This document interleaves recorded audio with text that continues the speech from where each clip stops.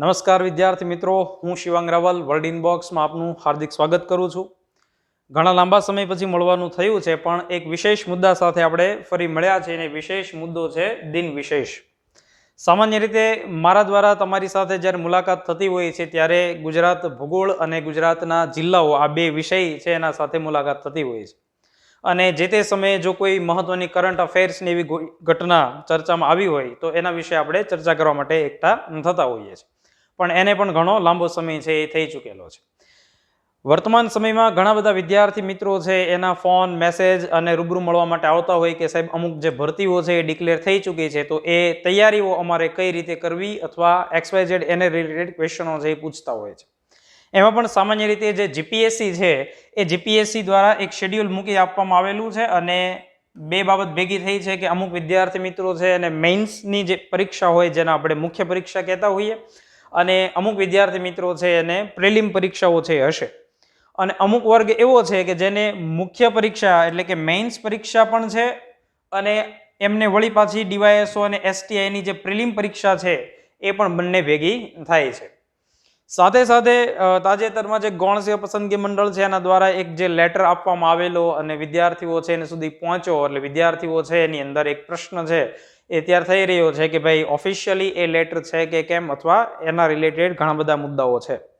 પણ જ્યારે કોઈ પણ પરીક્ષા છે એના ફોર્મ ભરાતા હોય ત્યારથી લઈ અને અત્યાર સુધીમાં ખાસો એવો સમય વિદ્યાર્થી મિત્રોને મળ્યો છે, એટલે એવું છે નહીં કે એક મહિના પછી પરીક્ષા લેવાય તો વિદ્યાર્થીઓએ એકડે એકથી બધું કામ છે એ ઘૂંટવાનું છે. પણ આ પરીક્ષાઓની અંદર જે મહત્વનો મુદ્દો હોય છે, આમ તો તમે દરેક જે વિષય છે એનું રિવિઝન પણ ઘણા વિદ્યાર્થી કરી જ નાખેલું હશે. આવી આપણે અપેક્ષા રાખીએ છીએ કે જ્યારે કોઈ પણ પરીક્ષા આવે તો આપણને એની અંદર છે કોઈ ખાસ મુશ્કેલી ન જણાય. અને કરંટ અફેર છે એના પર પણ વિદ્યાર્થીઓ છે એ વધારે ભાર આપતા હોય છે. તો હાલમાં મારા દ્વારા તમને મે મહિનાની અંદર જે પણ એવી મહત્વની ઘટના બની છે એ વિશેષ જે કોઈ ઘટનાઓ છે એની તો ચર્ચા નહીં કરું, પણ એ મે મહિના દરમિયાન જેટલા પણ મહત્વના દિવસો મનાવવામાં આવતા હોય છે એ દિવસોની જે આ વર્ષે નવી થીમ છે એ થીમ વિશે ચર્ચા કરવાની છે અને એને રિલેટેડ અમુક એવા ફેક્ટ્સ કે જે પરીક્ષાની અંદર પૂછાઈ શકે. બાકી દરરોજ સવારે 8 વાગ્યાના સમય પર કરંટ અફેરનો એક લેક્ચર તો મૂકવામાં આવે છે, એની પણ હું તમને આગળ માહિતી આપીશ અમુક મેટરની આપણે ચર્ચા કર્યા પછી.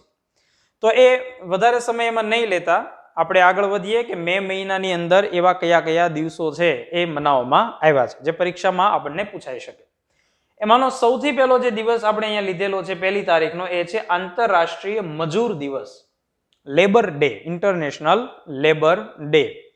હવે આપણે એ અત્યારે લોકડાઉનનો જે સમય આવ્યો ત્યારે વિદ્યાર્થી મિત્રો તમે જે ન્યૂઝ હશે એમાં, અલગ અલગ જે સોશિયલ મીડિયા છે એમાં અને અલગ અલગ જે ટીવીના માધ્યમ છે એની અંદર જોયું હશે કે જે શ્રમિકો હતા કે જે બીજા રાજ્યમાંથી અન્ય રાજ્યની અંદર છે એ રોજગારીની શોધમાં જતા હોય છે, અને જ્યારે અચાનક લોકડાઉનની સિચ્યુએશન આવી અને એ લોકોએ જે પગપાળા અથવા કોઈ પણ અન્ય માધ્યમથી એના ઘરે જવું પડ્યું, તો એવા જે શ્રમિકો છે એને પોતાને ન્યાય મળે રહે એના માટે એ ઉદ્દેશથી આ 1લી તારીખ, આજે મે મહિનાનો જે પહેલો દિવસ છે એને ઇન્ટરનેશનલ લેબર ડે તરીકે મનાવવામાં આવે છે.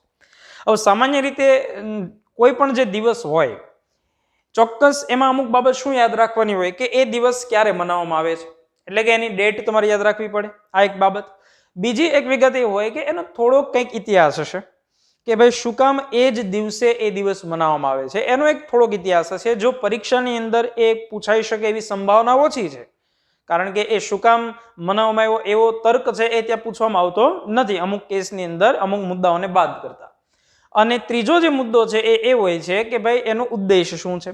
તો અહીંયા જોઈએ કે ભાઈ મે ડે તરીકે જે ઓળખાય છે 1લી મેનો દિવસ આંતરરાષ્ટ્રીય લેબર ડે તરીકે, એમાં એનો ઉદ્દેશ એ છે કે મજૂર વર્ગની જે સિદ્ધિઓ છે એને એ સિદ્ધિઓનો ઉત્સવ મનાવવા માટે, એટલે કે શ્રમિકોને ડેડિકેટ કરેલો છે. દર વર્ષે 1 મેનો જે દિવસ છે એને શ્રમિક દિવસ તરીકે મનાવવામાં આવે છે.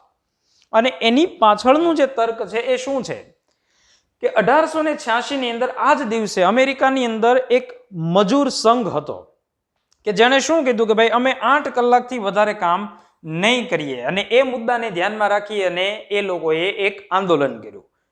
આંદોલન એટલે કે એક પ્રકારની હડતાલ કરી, અને એ હડતાલ છે એના ભાગરૂપે એ લોકોએ 1 મેના દિવસથી છે એ હડતાલ શરૂ કરી, અને 3 દિવસની અંદર જે જગ્યાએ શિકાગોની અંદર હેમાર્કેટ સ્ક્વેરની અંદર એ લોકો હડતાલ શરૂ હતી ત્યાં એક વિસ્ફોટ થાય છે, અને એ વિસ્ફોટ છે એની અંદર અમુક લોકો છે એના મૃત્યુ થાય છે. એટલે આ જે વિસ્ફોટની અંદર મૃત્યુ પામનારા લોકો છે એને સન્માન આપવા માટે આ દિવસ છે એની ઉજવણી કરવામાં આવે છે. પરીક્ષાની અંદર તમને માત્ર શું પૂછાઈ શકે કે ઇન્ટરનેશનલ લેબર ડે એટલે કે મજૂર દિવસ ક્યારે મનાવવામાં આવે છે. હવે તમે એ પણ જાણતા હશો કે ભાઈ જે શ્રમજીવીઓ છે સામાન્ય રીતે એની પાસે એવી બચત નથી હોતી, એવી સેવિંગ નથી હોતી, એટલે એ લોકોનું શું હોય છે કે રોજે રોજનું રળવાનું હોય ને રોજે રોજ છે એમાંથી પૈસા વાપરવાના હોય છે. તો એને એક પણ પ્રકારનો અન્યાય ન થવો જોઈએ એની માટે ઘણી બધી ચળવળો છે એ થયેલી છે. એમાં તમે અમદાવાદની મિલ મજૂર હડતાલ છે એને પણ આમાં દ્રષ્ટાંત સ્વરૂપે ગણી શકો. બરાબર છે. ઇન્ટરનેશનલ લેબર ઓર્ગેનાઇઝેશન કે જે યુનો છે, આપણે યુનો વિશે ભણતા હોઈએ છીએ, બરાબર, તો એ ઇન્ટરનેશનલ લેબર ઓર્ગેનાઇઝેશન જે છે એ એક પ્રકારની એવી સંગઠન છે, એક પ્રકારની એવી સંસ્થા છે કે જે મજૂરોના હિત માટે તત્પર હોય છે અને એની માટે કામ કરતી હોય છે. તો આ પહેલી મેટર તમારી માટે પરીક્ષાની અંદર ખૂબ આઈએમપી પૂછાવા જેવી પરીક્ષાની અંદર. આજનો આપણો આ જે લેક્ચર છે એ પ્રમાણમાં કેવો થશે તો કે ભાઈ થોડોક મોટો થશે, કારણ કે મેટર છે મે મહિનાની અંદર ઘણી બધી આવેલી છે. તમારે શું કરવાનું છે તો કે સંપૂર્ણ લેક્ચર છે ને જોવાનો છે. પરીક્ષા લક્ષી વચ્ચે વચ્ચે માહિતી પણ મારા દ્વારા તમને મળતી રહેશે, અને બાકી અત્યારે આવા જે મેટર આવતી હોય એ મેટરને અનુસંધાને પણ ઘણા બધા મુદ્દાઓ છે અને આપણે આ વિડીયો લેક્ચરની અંદર આવરી લેવાના છે. આ લેક્ચરનો એક જ એવો ઉદ્દેશ છે કે ભાઈ વધારે વધારે વિદ્યાર્થી સુધી સારામાં સારી માહિતીઓ પહોંચે, અને એ લોકો છે એ ઘરે બેસી યુટ્યુબના માધ્યમથી, અત્યારે આપણે ઓફલાઈન તો ભેગા થઈ શકતા નથી, તો એ યુટ્યુબના માધ્યમથી, જો કે યુટ્યુબની અંદર તો મિત્રો જ્યારે તમે યુટ્યુબ ખોલશો એટલે ઘણા બધા પ્રકારના તમને કન્ટેન્ટ છે મળશે. ઘણા બધા મનોરંજન માટેનો યુઝ કરતા હશે, ઘણા શૈક્ષણિક પ્રવૃત્તિઓ માટે કરતા હશે, ઘણા બધા છે એ એમનેમ ટાઈમપાસ માટે ઘણા બધા અમુક વિડીયો છે એને જોતા હશે. આપણે આપણા કરિયરને સિદ્ધ કરવા માટે આ પ્રકારના લેક્ચર છે એ સમગ્ર એટલે સંપૂર્ણ જોવા છે એ જરૂરી છે. એટલે તમારે આ વિડીયો લેક્ચર છે ને છેક સુધી વ્યવસ્થિત જોવાનો છે. એની પછીનો જે દિવસ છે જેને આપણે ગુજરાત સ્થાપના દિવસ તરીકે ઓળખતા હોઈએ, આના વિશે જેટલી પણ ચર્ચા કરીએ એટલી ઓછી થાય, કારણ કે ગુજરાત જેની અંદર આપણે રહી રહ્યા છીએ એની સ્થાપના 1 મે 1960 ના રોજ થયેલી હતી. જ્યારે 1 મે 1960 નો જે દિવસ હતો એ 1 મે 1960 ના દિવસે 2 રાજ્ય છે એ અલગ થાય છે. એક રાજ્ય છે બોમ્બે અને એક રાજ્ય છે આપણું વર્તમાનનું જે ગુજરાત છે, એટલે કે એક મહારાષ્ટ્ર, બોમ્બેમાંથી મહારાષ્ટ્ર અલગ થાય છે અને એક આપણું વર્તમાન છે એ ગુજરાત. હવે એની પાછળ શું ઇતિહાસ છે આ હું તમને ભણાવવા જાઉં તો એના વિશે એક આખો સમગ્ર લેક્ચર થાય, 2-2.5 કલાકથી પણ વધારેનો લેક્ચર થાય. અને જ્યારે 1 મેનો જે દિવસ હતો અત્યારે આ વર્ષની અંદર, બરાબર, આ મહિનાનો મે મહિનાનો પ્રથમ દિવસ, ત્યારે જે સાહેબ છે ઋષિભાઈ એમના દ્વારા એક લેક્ચર છે યુટ્યુબની અંદર મૂકવામાં આવેલો છે. એમાં સમગ્ર માહિતી છે એને આવરી લેવામાં આવી છે, પણ છતાં આપણી માટે જે અગત્યની છે એ બાબતોની હું ચર્ચા કરીશ કે ગુજરાત છે એને વ્યવસ્થિત રીતે અત્યાર સુધીમાં હું તમને કહી શકું કે 1 મે 1960 નો દિવસ હતો ત્યાંથી લઈ અને 1 મે 2021 કેટલા વર્ષ કમ્પ્લીટ કર્યા? તો 61 વર્ષ છે એ કમ્પ્લીટ કરી ચૂકેલા છે. પણ જ્યારે તમને એમ પૂછવામાં આવે કે આ 1 મે 2021 નો દિવસ છે એ કેટલામો સ્થાપના દિવસ, ગુજરાત સ્થાપના દિવસ કેટલામો મનાવવામાં આવ્યો, એટલે આપણે જવાબ શું આપી શકીએ કે એ 62મો સ્થાપના દિવસ મનાવવામાં આવ્યો. તો પરીક્ષાની અંદર પૂછાય કે ભાઈ તાજેતરમાં ગુજરાત સ્થાપના દિવસની ઉજવણી થઈ, તો એ ગુજરાત સ્થાપના દિવસ કેટલામો સ્થાપના દિવસ મનાવવામાં આવ્યો? તો 62મો સ્થાપના દિવસ, અને 61 વર્ષ છે એને ગુજરાતે કમ્પ્લીટ કરેલા. તો આ માહિતી પણ આપણી પાસે હોવી જોઈએ. હવે એ ગુજરાત છે એ અલગ થયું, એની પાછળ મહાગુજરાત આંદોલન છે એ જવાબદાર છે. 1956 થી લઈ અને 60 સુધી 4 વર્ષ સુધી મહાગુજરાત આંદોલન ચાલે છે. ઇન્દુલાલ યાજ્ઞિક છે પોતે એ મહાગુજરાત આંદોલન છે એની આગેવાની કરે છે, નેતૃત્વ લે છે, ગુજરાતના જે લોકો છે એને એક રાહ બતાવે છે. મહાગુજરાત આંદોલનમાંથી પણ ઘણા ક્વેશ્ચનો પરીક્ષાની અંદર પૂછાય છે, એના વિધાનો પણ પૂછાય છે. જ્યારે ગુજરાત છે એને અલગ કરવામાં આવ્યું, એક રાજ્ય તરીકેનો દરજ્જો આપવામાં આવ્યો, ત્યારે ગુજરાત છે એ ભારતનું 15મું રાજ્ય બન્યું. આ પણ આપણે પરીક્ષાની દ્રષ્ટિએ યાદ રાખીએ. બીજી વસ્તુ એ યાદ રાખીએ કે એની માટે કયો એક નિયમ અધિનિયમ બનાવવામાં આવ્યો, તો બોમ્બે પુનર્ગઠન અધિનિયમ 1960 જ બનાવવામાં આવ્યો, અને એ બોમ્બે પુનર્ગઠન અધિનિયમ અંતર્ગત 2 રાજ્યોની રચના થઈ, એક મેના દિવસે, એક મહારાષ્ટ્ર, એક ગુજરાત. એ સમયે તત્કાલીન રાષ્ટ્રપતિ તરીકે ડોક્ટર રાજેન્દ્ર પ્રસાદ છે એ હતા, અને તત્કાલીન વડાપ્રધાન તરીકે જવાહરલાલ નહેરુ છે એ આપણને જોવા મળે છે. વિશેષ જો આપણે ગુજરાત વિશે વાત કરીએ તો 1960 ની શું પરિસ્થિતિ હતી અને 2021 ની શું પરિસ્થિતિ છે એની આપણે જો ચર્ચા કરીએ તો સૌથી પહેલા તો વસ્તીનો આંકડો તમે જુઓ. ગુજરાતની વસ્તી જ્યારે 1960 એટલે 61 વર્ષ પહેલા ગુજરાતને જ્યારે એક રાજ્યનો દરજ્જો મળ્યો, બૃહદ મુંબઈમાંથી અલગ થયું, કચ્છ, સૌરાષ્ટ્ર અને તળ ગુજરાતનો ભાગ છે એ ભેગા થયા, 3 અલગ પ્રદેશ જે હતા એ 3 પ્રદેશ ભેગા થઈ ગુજરાત બન્યું, ત્યારે ગુજરાત પાસે 2,06,00,000 જેટલી વસ્તી એ સમયે જોવા મળતી. વર્તમાન સમયે તો ન કહી શકાય, પણ આ 2011 ના આંકડા પ્રમાણે 6,27,00,000 જેટલી વસ્તી નોંધાયેલી હતી. આપણે ગુજરાતની અંદર સામાન્ય રીતે દરેક લોકો એમ કહે કે ભાઈ 7 કરોડ ગુજરાતીઓ, 7 કરોડ ગુજરાતીઓ, આપણે આવો શબ્દ બોલતા હોય, પણ 7 કરોડ છે કે 8 કરોડ છે, કેટલા કરોડ છે એ હવે ક્યારે ખ્યાલ આવશે? 2021 ની જે અત્યારે ગણતરી થશે એ આધારે ખબર પડશે કે ગુજરાતની અંદર હવે વર્તમાન સમય વસ્તી કેટલી છે. સાક્ષરતાનો તમે રેશિયો જુઓ તો તમને ખ્યાલ આવશે કે 1961 ની અંદર ગુજરાતમાં સાક્ષરતાનું પ્રમાણ છે 21.95% હતું. બરાબર, આ નોંધપાત્ર વધારો કહેવાય 2011 ની અંદર જે 78% હતું. કેમ? કારણ કે 1960 ની અંદર જ્યારે ગુજરાત છે એને અલગ રાજ્યનો દરજ્જો મળ્યો તો 100 વ્યક્તિની મુલાકાત તમે લ્યો તો એ 100 વ્યક્તિએ તમને કેટલા લોકો સાક્ષર જોવા મળતા હતો? કે ભાઈ લગભગ 22 જેટલા લોકો ભણેલા ગણેલા સાક્ષર. જો કે સાક્ષરની વ્યાખ્યાઓ ઘણી બધી છે, એમાંથી એક વ્યાખ્યા આપણે ગણી શકીએ કે ભાઈ કોઈ પણ વ્યક્તિ છે એ માતૃભાષામાં લખી શકે, વાંચી શકે અને એ બોલી શકે. બરાબર, તો આ 3 વસ્તુનો સંગમ થાય તો આપણે એને સાક્ષર કહેતા હોઈએ. અત્યારે તો તમે જાણતા જ હશો કે જે વિદ્યાર્થી મિત્રો છે એને 10મા ધોરણની અંદરથી 11મામાં માસ પ્રમોશન મળ્યું છે. એમાંથી ઘણા બધા વિદ્યાર્થીઓ એવા છે કે જે પહેલા ધોરણથી માસ પ્રમોશનથી જ આગળ આવતા આવ્યા છે, કારણ કે પરીક્ષાઓ છે એ રીતે જો લેવાતી હોય તેમાંથી ઘણું ફિલ્ટર થઈ જતું હોય છે. તો સાક્ષરતા બતાવવાના કારણે આ આગળ મોકલવામાં આવે છે કે કયું ફેક્ટર છે એ આપણે જાણતા નથી, પણ અત્યારે માસ પ્રમોશનથી 12મા વાળા વિદ્યાર્થીઓ અને 10મા વાળા વિદ્યાર્થીઓને ઘણો ફાયદો થયો છે. હવે એમાંથી ઘણા બધા વિદ્યાર્થી એવા છે કે જેને સામાન્ય બેઝિક ગણિતના નિયમો હોય એ પણ નથી આવડતા, અંગ્રેજીના જે ABCD થી લઈ આગળ એના નામ લખવાની બાબતો ઇંગ્લિશમાં એ પણ નથી આવડતી, પણ છતાં એ લોકો માસ પ્રમોશનથી આગળ આવી ચૂકેલા છે. તો જોઈએ આગળ હવે કેવી પરિસ્થિતિ થાય છે. પણ એ સમયે જિલ્લાઓની સંખ્યા ગુજરાતમાં કેટલી હતી? તો કે 17 જિલ્લાઓ હતા અને વર્તમાન સમયે 33 જિલ્લાઓ છે. પાટનગરની વાત કરીએ તો અમદાવાદ છે. અમદાવાદ આમ ગણીએ પ્રાગ ઐતિહાસિક કાળથી તો 6ઠી રાજધાની હતી, અને ગાંધીનગર કે જે હાલની અંદર તમને જોવા મળે છે એ ગુજરાતનું 7મું પાટનગર છે. એમાં ઇતિહાસ છે એને આપણે આમ તમે જુઓ કે મોડર્ન ગુજરાત 1960 પછીનું મોડર્ન આપણે કહી શકીએ તો એમ સ્થાપના થઈ પછી ગાંધીનગર બીજું છે, પણ ઇતિહાસને જો આવરી લ્યો, પાટણ, સોલંકી વંશ, જુનાગઢ ને આ બધું જે કુશસ્થલી કૃષ્ણ ભગવાનથી લઈને બધું આવરી લ્યો તો એ કેટલામી રાજધાની થાય? તો એ ગાંધીનગર 7મી રાજધાની છે એ બને. તો આ પણ મુદ્દા તમારે યાદ રાખવો જોઈએ. એની પછી મુખ્યમંત્રીની જો વાત કરીએ તો એ સમયે ડોક્ટર જીવરાજ નારાયણભાઈ મહેતા, પરીક્ષાની અંદર છે નારાયણભાઈ મહેતા એવું પણ પૂછવામાં આવેલું કે ભાઈ સૌપ્રથમ કોણ, અને બધાની પાછળ છે એના પિતાશ્રીનું નામ આપેલું હતું જીવરાજ નારાયણભાઈ મહેતા. વર્તમાન સમયે વિજયભાઈ રૂપાણી છે એ આપણને જોવા મળે છે. એ તો મારે કદાચ તમને કહેવાનું પણ જરૂર નહીં હોય, તમને ખ્યાલ જ હશે. રાજ્યપાલ તરીકે મહેંદી નવાઝ જંગ અને વર્તમાન સમયે આચાર્ય દેવવ્રત છે એ ગુજરાતના રાજ્યપાલ તરીકે જે પદ છે એને શોભાવે છે. આવા અન્ય ઘણા બધા પદ છે જે પરીક્ષાની દ્રષ્ટિએ તમારે યાદ રાખવા જોઈએ.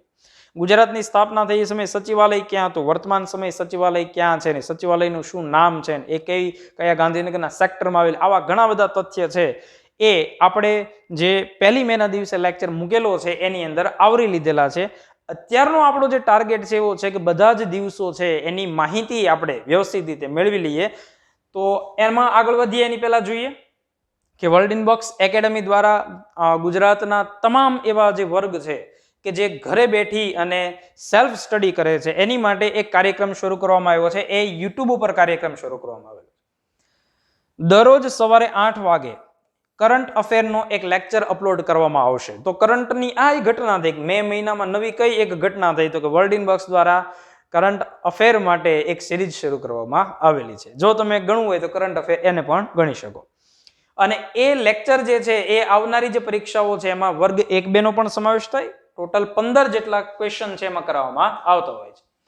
એમાંથી 10 ક્વેશ્ચનો છે ઇન ડિટેલ ભણાવવામાં આવે છે અને 5 છે એને વન લાઇનર ભણાવવામાં આવતા હોય છે. અને લગભગ એ લેક્ચર છે એ 10 થી 15 મિનિટ છે એનો જ કન્ટેન્ટ લેતું હોય છે. એટલે તમે 10-15 મિનિટનો સમય આમાં ફાળવી અને સારામાં સારા માર્ક્સ છે પરીક્ષાની અંદર મેળવી શકશો. એમ પણ અત્યારે આ જે પરીક્ષાઓ છે એની સિઝન પાછી શરૂ થઈ રહી છે, એટલે વળી પાછા આપણે કામે લાગી જઈએ અને આ બધા લેક્ચર છે એને જોઈએ અને એની સરસ મજાની નોટ બનાવીએ. એનાથી આગળ વધીએ. 2 મેના દિવસ ઉપર જઈએ. વિશ્વ ટુના દિવસ એટલે કે વર્લ્ડ ટુના. આ ટુના એ શું છે? ટુના માછલીનું નામ છે, બરાબર. તો એનો ઉદ્દેશ શું છે? યુએન દ્વારા ટુના માછલીના મહત્વ વિશે જાગૃતિ ફેલાવવાનો એનો ઉદ્દેશ છે. ટુના માછલીનો. માછલી જ્યારે આવે એટલે આપણને એમ થાય કે સાહેબ જળચર આવું કોઈ શબ્દ આવે ખરો? તો યસ, આમાં આગળ જતા પણ એક શબ્દ આવશે જળચર.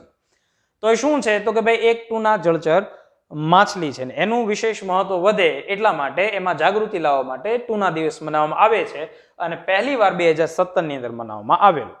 ગુજરાતના પરિપ્રેક્ષની જો તમે વાત કરો તો માછલીઓની અંદરથી તમને એક માછલી જોવા મળશે જેનું નામ છે હિલ્સા માછલી, બરાબર. પરીક્ષાની અંદર આ હિલ્સા છે એના ક્વેશ્ચનો અવારનવાર આવતા હોય છે. જેમ ટુના તો અત્યારે દિવસ તરીકે પૂછવામાં આવ્યો એટલા માટે, બાકી તમને એમ પૂછે કે ભાઈ હિલ્સા છે એ હિલ્સા માછલી છે એમાંથી ક્વેશ્ચન કેવો નીકળે? તો નર્મદા નદી ની ખીણ જે છે એટલે કે એ નર્મદા નદીનો જે પથ છે એમાંથી મળી આવતી જે માછલી છે એને હિલ્સા માછલી તરીકે ઓળખવામાં આવે છે.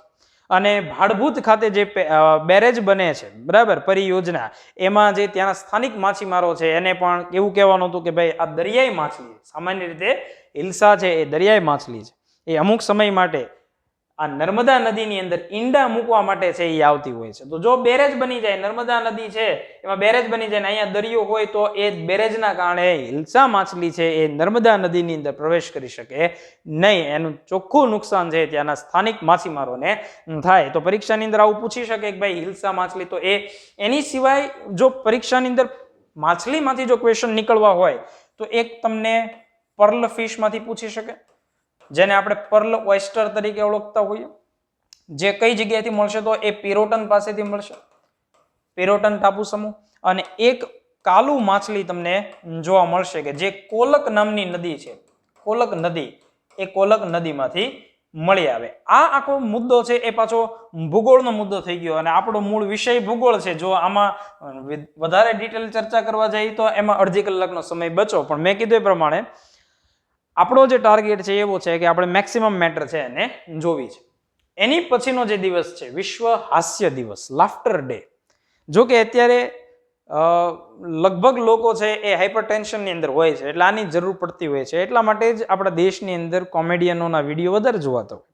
રોજ રાતે ઇન્સ્ટાગ્રામ, ફેસબુકની અંદર કોમેડી વિડીયો જો તો જ ઊંઘ આવતી હોય. અમુક લોકોને આવા પ્રકારના રોગ થઈ ગયા હોય, કારણ વગરનું મનોરંજન છે એ લીધા રાખતા હોય. એ પણ એક સમય એવો હતો કે મનોરંજનના સાધનો એ પણ સીમિત હતા અને અમુક રોગ એવા છે કે જે હાસ્યથી, હળવાશ, જો શરીરને વધારે લોડ નહીં આપવાથી હાસ્યથી છે એ મટી શકતા હોય એવા પણ અમુક છે એ રોગ છે એનું નિદાન થઈ શકતું. તો અહીંયા આપણે જોઈએ કે ભાઈ આ દિવસ છે એને ક્યારે મનાવવામાં આવે છે? આ દિવસ દર વર્ષે મે મહિનાના પ્રથમ રવિવારે ઉજવવામાં આવે છે. લાફ્ટર ક્લબ પણ ઘણા બધા અત્યારે કાર્યરત હોય છે. જોરથી દાંત કઢાવે એવી એક થેરાપી પણ આવતી હોય છે. તો એ દર વર્ષે મે મહિનાની અંદર પ્રથમ રવિવારે એની ઉજવણી કરવામાં આવે છે અને 1998માં પ્રથમ ઉજવણી છે એ ભારતની અંદર મુંબઈ ખાતેથી તમને થઈ હોય એવું જોવા મળે છે. હવે કોના દ્વારા કરવામાં આવી? તો કે ભાઈ હાસ્ય યોગના જે ચળવળ કરતા વ્યક્તિ છે એ કોણ છે? ડોક્ટર મદન કટારિયા છે. એમણે આ દિવસ છે એની શરૂઆત આપણા અહીંથી ભારતની અંદર મુંબઈથી કરાવેલી છે. તો હાસ્યમાંથી જો તમને પ્રશ્ન પૂછાય, જો કે એમાંથી પૂછવું હોય તો સિમ્પલી પૂછી શકે કે ભાઈ વિશ્વ હાસ્ય દિવસ, વર્લ્ડ લાફ્ટર ડે ક્યારે મનાવવામાં આવે છે? તો એમાં તમે યાદ રાખો 2 મે. એની પછી આપણે આગળ વધીએ. ખૂબ અગત્યનો મુદ્દો છે, વર્તમાન સમયે જે વધારે ચર્ચામાં રહે છે એવો મુદ્દો છે.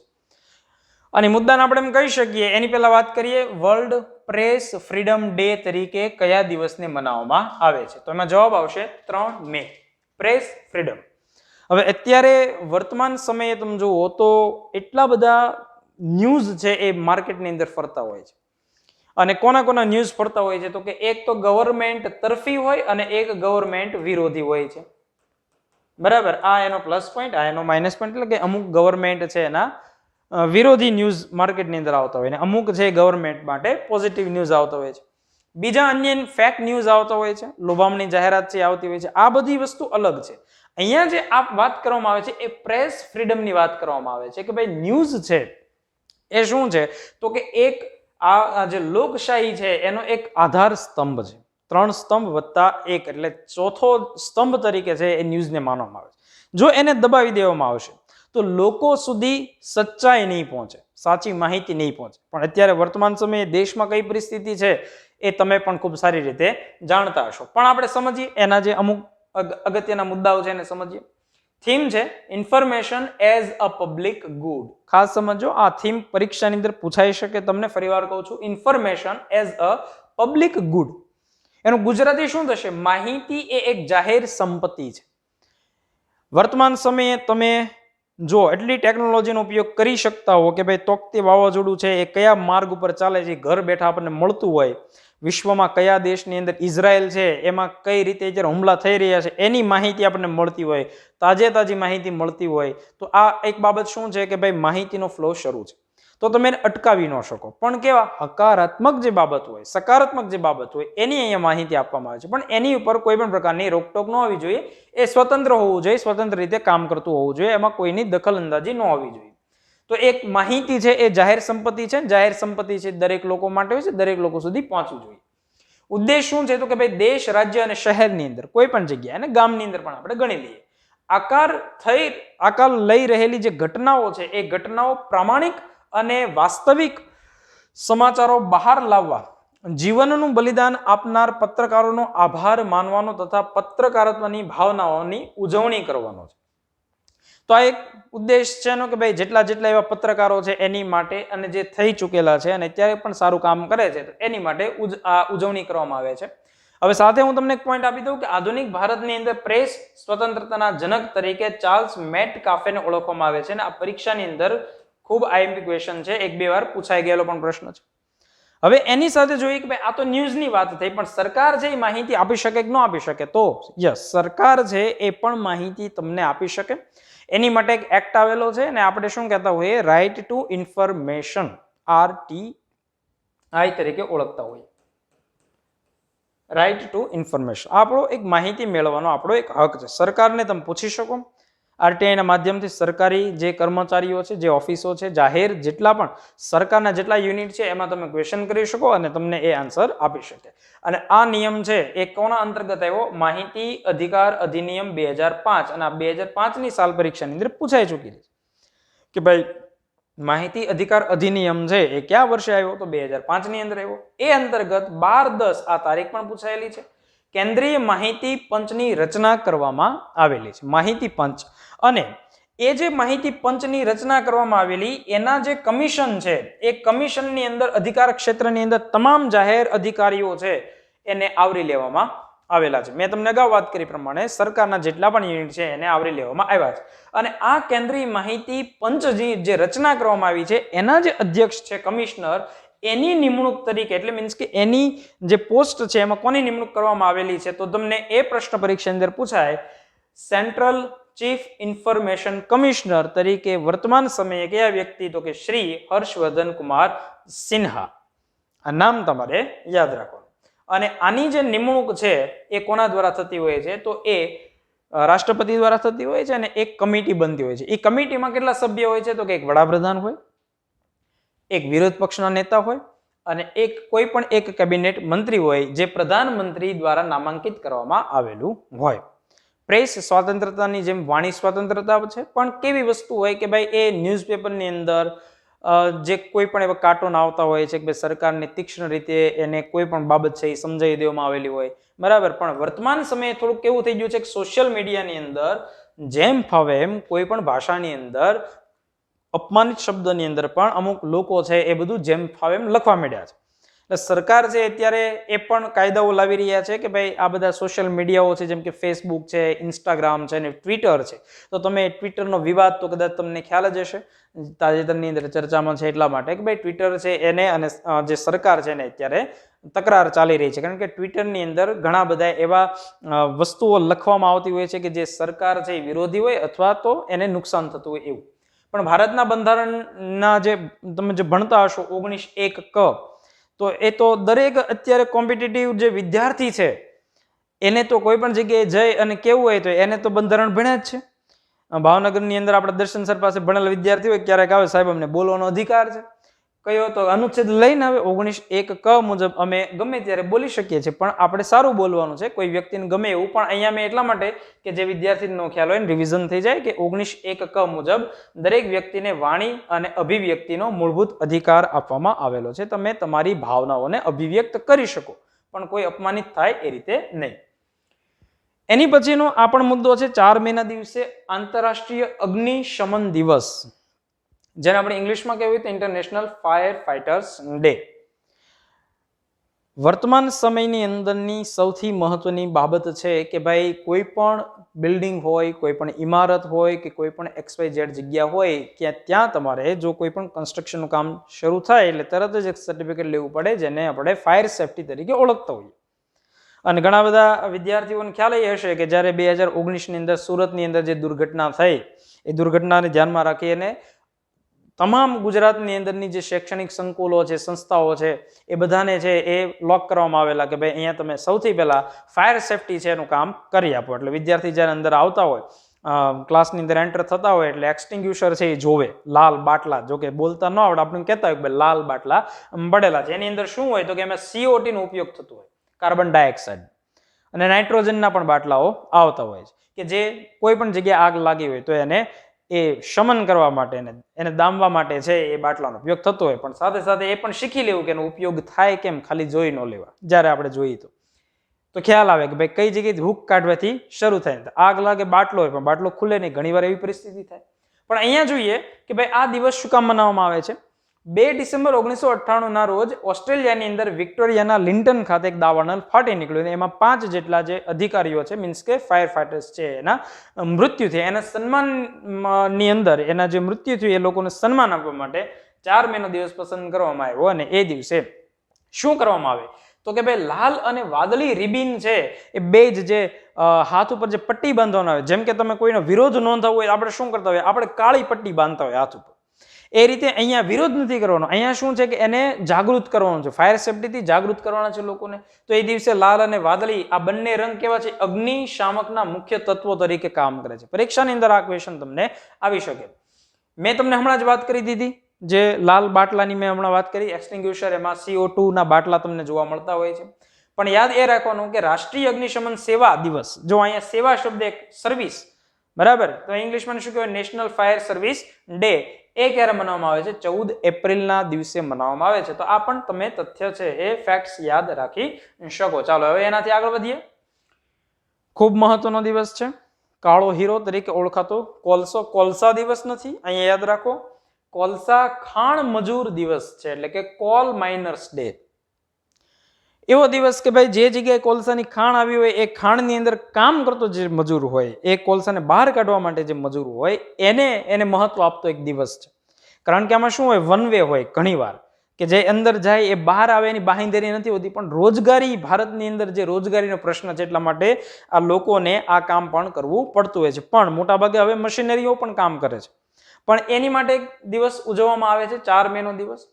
કોલસાની ખાણમાં કામ કરનારોનું સન્માન કરવા માટે કોલસા ખાણ કોલ માઇનસ ડે ની ઉજવણી કરવામાં આવે છે. બીજું શું છે કે ભાઈ કોલ માઇનિંગ, એટલે કે કોલસો ખોદીને બહાર કાઢવો, એને કોલ માઇનિંગ કહેવાય. ભારતનો સૌથી જોખમી વ્યવસાય છે. એક વખત અંદર ગયા પછી બહાર આવવાની બાંહેધરી હોતી નથી. પણ મેં હમણાં તમને કીધું એ પ્રમાણે કે ભાઈ રોજીરોટી માટે આ કામ કરવું પડતું હોય છે. હવે કોલસો છે એ એક પ્રકારની શું છે તો કે સાહેબ એ એક પ્રકારની ખનીજ છે. ખનીજ આવે એટલે વળી પાછું કયો વિષય શરૂ થાય, તો એક વિષય આવે સાયન્સ વિષય. હવે સાયન્સ વિષય શરૂ થાય અને એની અંદર પણ ઘણા બધા તથ્ય આવે કે ભાઈ ખનીજ હોય એમાં ધાતુ હોય, અધાતુ હોય, અધાતુમાં શું આવે, ધાતુમાં શું આવે. તો ખનિજ છે એ એક પ્રકારની કોલસો, એ આપણે યાદ રાખીએ. એના 4 પ્રકાર પડે છે: એન્થ્રેસાઇટ, બિટુમિનસ, લેગ્નાઇટ અને પીટ. જો કે આ માહિતી તમે અગાઉથી જાણતા જ હશો, અને જે વિદ્યાર્થી ન જાણતા હોય એની માટે કામની છે. સૌથી સારામાં સારી ગુણવત્તાનો સૌથી ઉત્તમ એટલે 1 નંબરનો એન્થ્રેસાઇટ, પહેલો નંબર. અને સૌથી નિમ્ન કક્ષાનો હોય તો પીટ પ્રકારનો છે. પીટ બિચારો કરે શું? કારણ કે એમાં જ કાર્બનનું પ્રમાણ ઓછું હોય તો એ તો નિમ્ન કક્ષાનો જ હોય. જેમાં કાર્બનનું પ્રમાણ વધારે હોય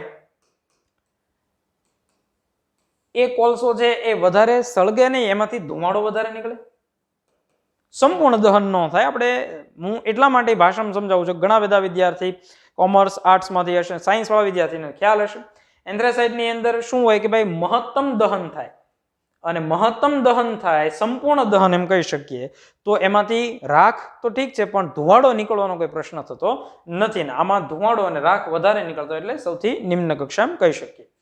ગુજરાતની અંદર કઈ જગ્યાએથી આપણે પ્રાપ્ત કરીએ છીએ? તો એનો જવાબ આવે કે સાહેબ ગુજરાતની અંદર 4-5 એવી જગ્યાઓ છે કે જ્યાંથી કોલસો મળી આવે છે, લિગ્નાઇટ મળી આવે છે. આપણે ગુજરાતમાંથી કયો પ્રકાર મળે છે? લિગ્નાઇટ મળે છે. અને એમાંથી અલગ અલગ જગ્યાએ જાણીતી જગ્યાઓમાં સૌથી મહત્વની જગ્યા કઈ છે? તો કચ્છની અંદર આવેલી જે પાનંદ્રો સાઇટ છે, જેને આપણે પાંધરો કહેતા હોય, એ લિગ્નાઇટ કોલસા માટે ખૂબ મહત્વની સાઇટ છે. ચાલો એનાથી વિશેષ આગળ આપણે જોઈએ કે ભારત પાસે વિશ્વનો ચોથો સૌથી મોટો કોલસાનો સંગ્રહ છે. હવે એમાં 98% કોલસો, આપણી ભારત પાસે જેટલો કોલસો છે એમાંથી 98% ભારતના ઝારખંડ, ઓડિશા, છત્તીસગઢ, પશ્ચિમ બંગાળ, ઝારખંડ અને ઝારખંડ નામ તો આવી ગયું બીજી વાર, મધ્યપ્રદેશ, તેલંગાણા અને મહારાષ્ટ્રમાંથી મળી આવે છે. 98% સૌથી વધારે ઝારખંડ અને ઓડિશામાંથી આપણને કોલસો મળી આવે છે. તો આ મુદ્દાઓ પણ તમે પરીક્ષાની દ્રષ્ટિએ યાદ રાખી શકો. એનાથી આપણે આગળ વધીએ, અને દિવસ તો નથી આ, પણ એક વ્યક્તિનો જન્મ થયેલો છે આ દિવસે, કે જે પરીક્ષાની અંદર કદાચ પૂછાઈ શકે. વર્ગ 3 ની અંદર પૂછાવાની સંભાવના વધારે છે, કે જેને ટેલિકમ્યુનિકેશનની દુનિયાની અંદર, સંદેશા વ્યવહારની દુનિયાની અંદર ક્રાંતિ સર્જી, અને એવા વ્યક્તિનું નામ છે સત્યન પિત્રોડા, એટલે કે સામ પિત્રોડા, સંદેશા વ્યવહાર ક્રાંતિના સર્જક. આજથી અમુક વર્ષો પહેલા જ્યારે સંદેશા વ્યવહાર કરવા હતા, જ્યારે અંગ્રેજો છે એ પોતે અહીંયા શાસન વ્યવસ્થા સંભાળતા હતા, ત્યારે જેટલા પણ આપણા ક્રાંતિકારીઓ ભાઈઓ હતા, અથવા જે કોઈ એવા આંદોલનની અંદર સક્રિય વ્યક્તિઓ હતા, એને એક જગ્યાએથી બીજી જગ્યાએ સંદેશો પહોંચાડવો હતો તો એને કેટલી મુશ્કેલી હતી. એક જગ્યાએથી બીજી જગ્યાએ સંદેશો પહોંચાડવાના માધ્યમો પણ સીમિત હતા, અને વિશ્વસનીય પણ નહોતા. ક્યારે સંદેશો પહોંચશે એની પણ ખ્યાલ નહોતો. અત્યારે તો કેવી વસ્તુ થઈ ગઈ છે કે ભાઈ અત્યારે એક ક્લિક કરો, વોટ્સઅપ દ્વારા સામે પક્ષે માહિતી મળી જતી હોય છે, સંદેશા વ્યવહાર થઈ જતો હોય છે. પહેલા એનું જે ટેલિફોનિક સ્વરૂપ છે એ લાવનાર જે વ્યક્તિ છે એને આપણે શું કહેતા હોઈએ? સત્યન પિત્રોડા, એટલે કે સામ પિત્રોડા, જેણે ક્રાંતિ સર્જી. તો પરીક્ષાની અંદર કદાચ પૂછાઈ શકે. 4/5/1942. સામ પિત્રોડાને ભારતના કોમ્પ્યુટર અને આઈટી ક્રાંતિના પિતા તરીકે ઓળખવામાં આવે છે. હવે એમણે રાજીવ ગાંધી છે એની સાથે કોમ્પ્યુટરાઇઝેશન અહીંયા લાવવામાં પણ ઘણો ફાળો આપેલો છે. રાજીવ ગાંધીના સલાહકાર તરીકે પણ એ પોતે કામ કરી ચૂક્યા છે, અને મનમોહન સિંહની જ્યારે સરકાર હતી તો એના પણ સલાહકાર તરીકે કામ કરી ચૂકેલા છે. એટલે તમે સમજી શકો કે ભાઈ કોંગ્રેસ પક્ષ સાથે એમને સારો સંબંધ હશે. 100 જેટલી ટેકનિકલ પેટન્ટોના પોતે ધારક છે. તેઓને સંદેશા વ્યવહાર પદ્ધતિને સુધારી, વિકસાવી અને આંતરરાષ્ટ્રીય ધોરણની બનાવવામાં અગત્યનો ફાળો આપ્યો, અને ભારત સરકારે તેમને પદ્મભૂષણનો ખિતાબ આપ્યો. એને સંદેશા વ્યવહારમાં ફાળો આપ્યો, અને ભારત સરકારે એને પદ્મભૂષણ છે એનો ખિતાબથી નવાજ્યા છે. એટલે બંને પક્ષે આદાન પ્રદાન થયેલું આપણે કહી શકીએ. પણ એને ઘણી ક્રાંતિ છે એને સર્જી છે. એની પછી આગળની મેટર ઉપર જઈએ એની પહેલા આપણે અટકીએ, એક ચર્ચા કરીએ. જે ચર્ચા કોને લગતી છે? તો કે ભાઈ વર્ગ 1-2 પીઆઈ, એસટીઆઈ, ડીવાયએસઓ અને આરએફઓ ની માટે સ્પેશિયલ એક લાઈવ બેચ શરૂ કરવામાં આવી છે. વીબ લાઈવ એપ ઉપર આ બેચ છે ને શરૂ કરવામાં આવેલી છે. અને બેચની અંદર સામાન્ય રીતે આપણે જ્યારે મેન્સના પેપર આપતા હોય તો એક પેપર ગુજરાતી આવતું હોય, એક પેપર છે એ ઇંગ્લિશ આવતું હોય, 2 પેપર એવા આવતા હોય જેમાં GS1 અને GS2 નો ઉલ્લેખ કરવામાં આવેલો હોય. જો જીપીએસસી ની પરીક્ષા હોય તો આમાં હજી 2 પેપર વધી જાય, એક GS3 અને એક નિબંધનું પેપર આવે. બરાબર, ટોટલ 6 પેપર જીપીએસસી 1-2 ની અંદર આવતા હોય. ડીવાયએસઓ અને એસટીઆઈ ની અંદર છે એ આ 4 પેપર આવતા હોય, જેની અંદર 100 માર્કના પેપર લખવાના આવતા હોય. પણ જે વિદ્યાર્થી ગુજરાતી અને ઇંગ્લિશ વિષયની અંદર છે એ બાજી મારી જતા હોય છે, બરાબર, તો એનું મેરિટ આવી જતું હોય. સામાન્ય રીતે જે મેરિટ અટકતું હોય 160 થી 170 ની અંદર છે એ અટકતું હોય છે. આ એક એવરેજ કહું છું, એવું જરૂરી નથી કે દર વખતે ત્યાં જ અટકે. તો તમે આ બે વિષયની અંદર 50-50 માર્ક લાવી દો એટલે 100 માર્ક સુધી તમે ત્યાં પહોંચી જાઓ. GS1 અને GS2 ની અંદર જે ઇતિહાસ, બંધારણ, ઇકોનોમિક્સ, વિજ્ઞાન, ટેકનોલોજી બધા સબ્જેક્ટ આવે એ બધા કેવા છે? બ્રોડ વિષય છે. આની અંદર 3-3, 4-4 વિષય આવતા હોય, આમાં 4 વિષય આવે અને આમાં 4 વિષય આવે. જ્યારે આમાં માત્ર એક વિષય 50 માર્કમાં છે, આમાં પણ એક વિષય છે. તો એક બેચ શરૂ કરવામાં આવેલી છે વીબ લાઈવ ઉપર કે જેની અંદર આ બંને વિષય છે એ તમને વ્યવસ્થિત ભણાવવામાં આવે. તો એની માટે વધારે જો વિગત જોઈતી હોય તો અહીંયા એક નંબર આપેલો છે 75 75 06 18 18. એના ઉપર તમે કોલ કરી અને આ બેચની અંદર મેન્સની તૈયારી માટે જોડાઈ શકો છો. ઓકે, ચાલો એનાથી આપણે આગળ વધીએ. આંતરરાષ્ટ્રીય દાયણ દિવસ, જેને આપણે મિડવાઇફ કહેતા હોઈએ, અને એ આંતરરાષ્ટ્રીય દાયણ દિવસ જે છે એની થીમ છે follow the data, invest in midwives.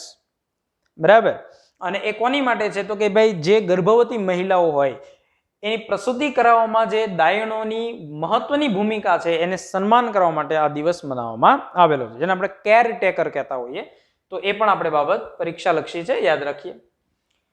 એની પછી અસ્થમા દિવસ, ઇન્ટરનેશનલ અસ્થમા ડે. ઘણા બધા એવા વ્યક્તિને તમે જોતા હશો કે જેને દમની બીમારી છે, પ્રશ્ન છે, શ્વાસ લેવામાં તકલીફ થતી હોય. આવા ઘણા બધા વ્યક્તિઓ તમે જોયા હોય કે એને પોતાનું ફૂસફૂસ પોતાની સાથે રાખતા હોય. તો એ દમની જે બીમારી છે એનાથી એનો નિકાલ આવે, એનો જે જાગૃતિ ફેલાવવાનો છે, રોગની જાગૃતિ ફેલાવવાનો, રોગ ન ફેલાવવાનો હોય.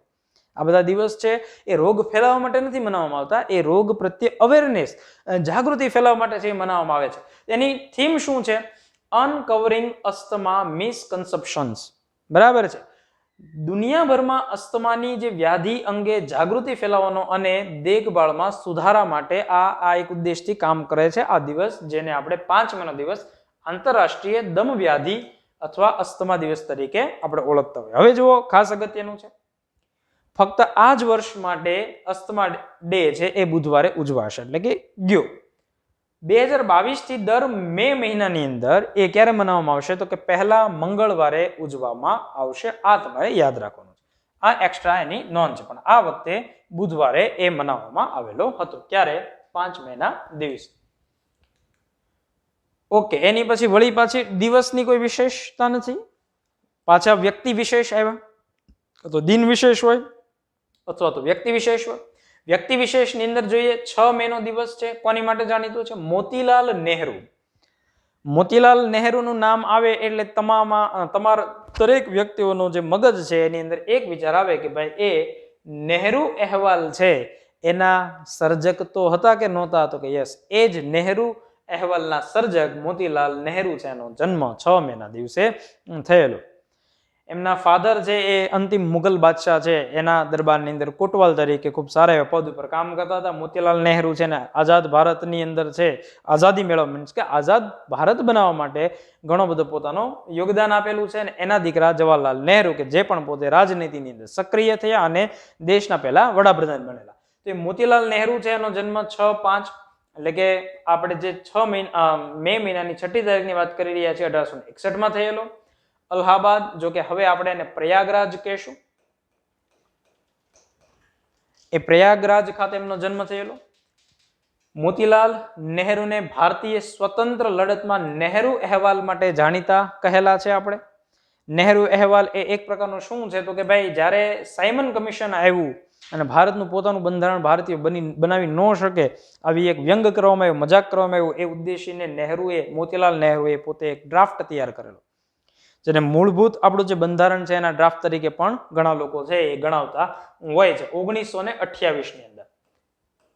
તો એ નહેરુ અહેવાલ માટે જાણીતા મોતીલાલ નહેરુનો જન્મ એ દિવસે થયેલો છે. એનાથી વિશેષ શું માહિતી છે જોઈએ.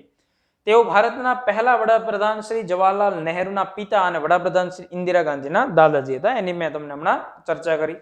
2 વખત નેશનલ કોંગ્રેસ અધિવેશનના પ્રમુખ રહેલા છે. National Congress, INC, Indian National Congress. આધુનિક ભારતના ઇતિહાસમાં આનું શું મહત્વ છે એ તમે ખૂબ સારી રીતે જાણતા હશો. પરીક્ષાની અંદર એના અધ્યક્ષ પૂછાય છે. ગુજરાતની અંદર કઈ કઈ જગ્યાએ અધિવેશન ભરાણા એ પૂછાય છે. અગત્યના વ્યક્તિઓ ક્યારે કઈ જગ્યાએ અથવા આઝાદી સમયે અધિવેશન અધ્યક્ષ કોણ હતા, કેટલા વર્ષથી, કેટલામાં અધિવેશન, આ બધા પ્રશ્નો પૂછાતા હોય છે.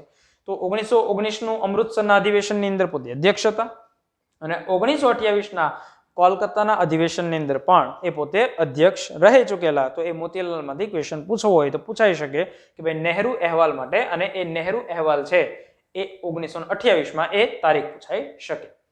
મીઠાના સત્યાગ્રહ દરમિયાન થયેલા જેલવાસ વખતે તેમનું સ્વાસ્થ્ય બગડતા લખનૌ ખાતે 6/2/1931 ના રોજ તેમનું અવસાન થયેલું હતું. તો આ માહિતી કદાચ પૂછી નાખે તો આપણે કામની થાય. એના પછી ભારતના રાષ્ટ્રગાનના રચયિતા રવિન્દ્રનાથ ટાગોર, કવિવર શ્રી રવિન્દ્રનાથ ટાગોરનો જન્મ કઈ તારીખે થયેલો છે? 7 મેના દિવસે થયેલો છે. હવે વિદ્યાર્થી મિત્રો, હું તમને જ્યારે રવિન્દ્રનાથ ટાગોરની મેટર જો કરાવું તો લગભગ 2-2.5 કલાકનો તો એનો આખો સ્પેશિયલ લેક્ચર બને, કારણ કે એમના સમયમાં એમણે જે કામ કરેલા છે, એમના દ્વારા જે કામ થયેલા છે એ સંસ્થામાંથી ક્વેશ્ચન પૂછાય. એમની જે પ્રવૃત્તિઓ છે એના જે ક્વેશ્ચન છે એ પરીક્ષાની અંદર પૂછાય. અને પોતે આઝાદીની ચળવળની અંદર પોતે જે સક્રિયતાથી કામ કરેલા છે અને અલગ અલગ વ્યવસાય સાથે જોડાયેલા હતા તો એ પરીક્ષાની અંદર પૂછાય. પોતે સારામાં સારા ગીતકાર છે, કાર્ટુનિસ્ટ પણ હતા. ઘણી બધી વિશેષતાઓ રવિન્દ્રનાથ ટાગોરમાંથી. તો એ રવિન્દ્રનાથ ટાગોર છે એના વિશે અત્યારે હાલ પૂરતી એ બધા જ મુદ્દાઓ તો ઠીક છે, પણ હાલ પૂરતા આ જે સેશન છે આપણું એમાં કઈ માહિતી મેળવીએ. 7/5/1861 ના રોજ કોલકાતા ખાતે રવિન્દ્રનાથ ટાગોર છે એમનો જન્મ થયેલો હતો.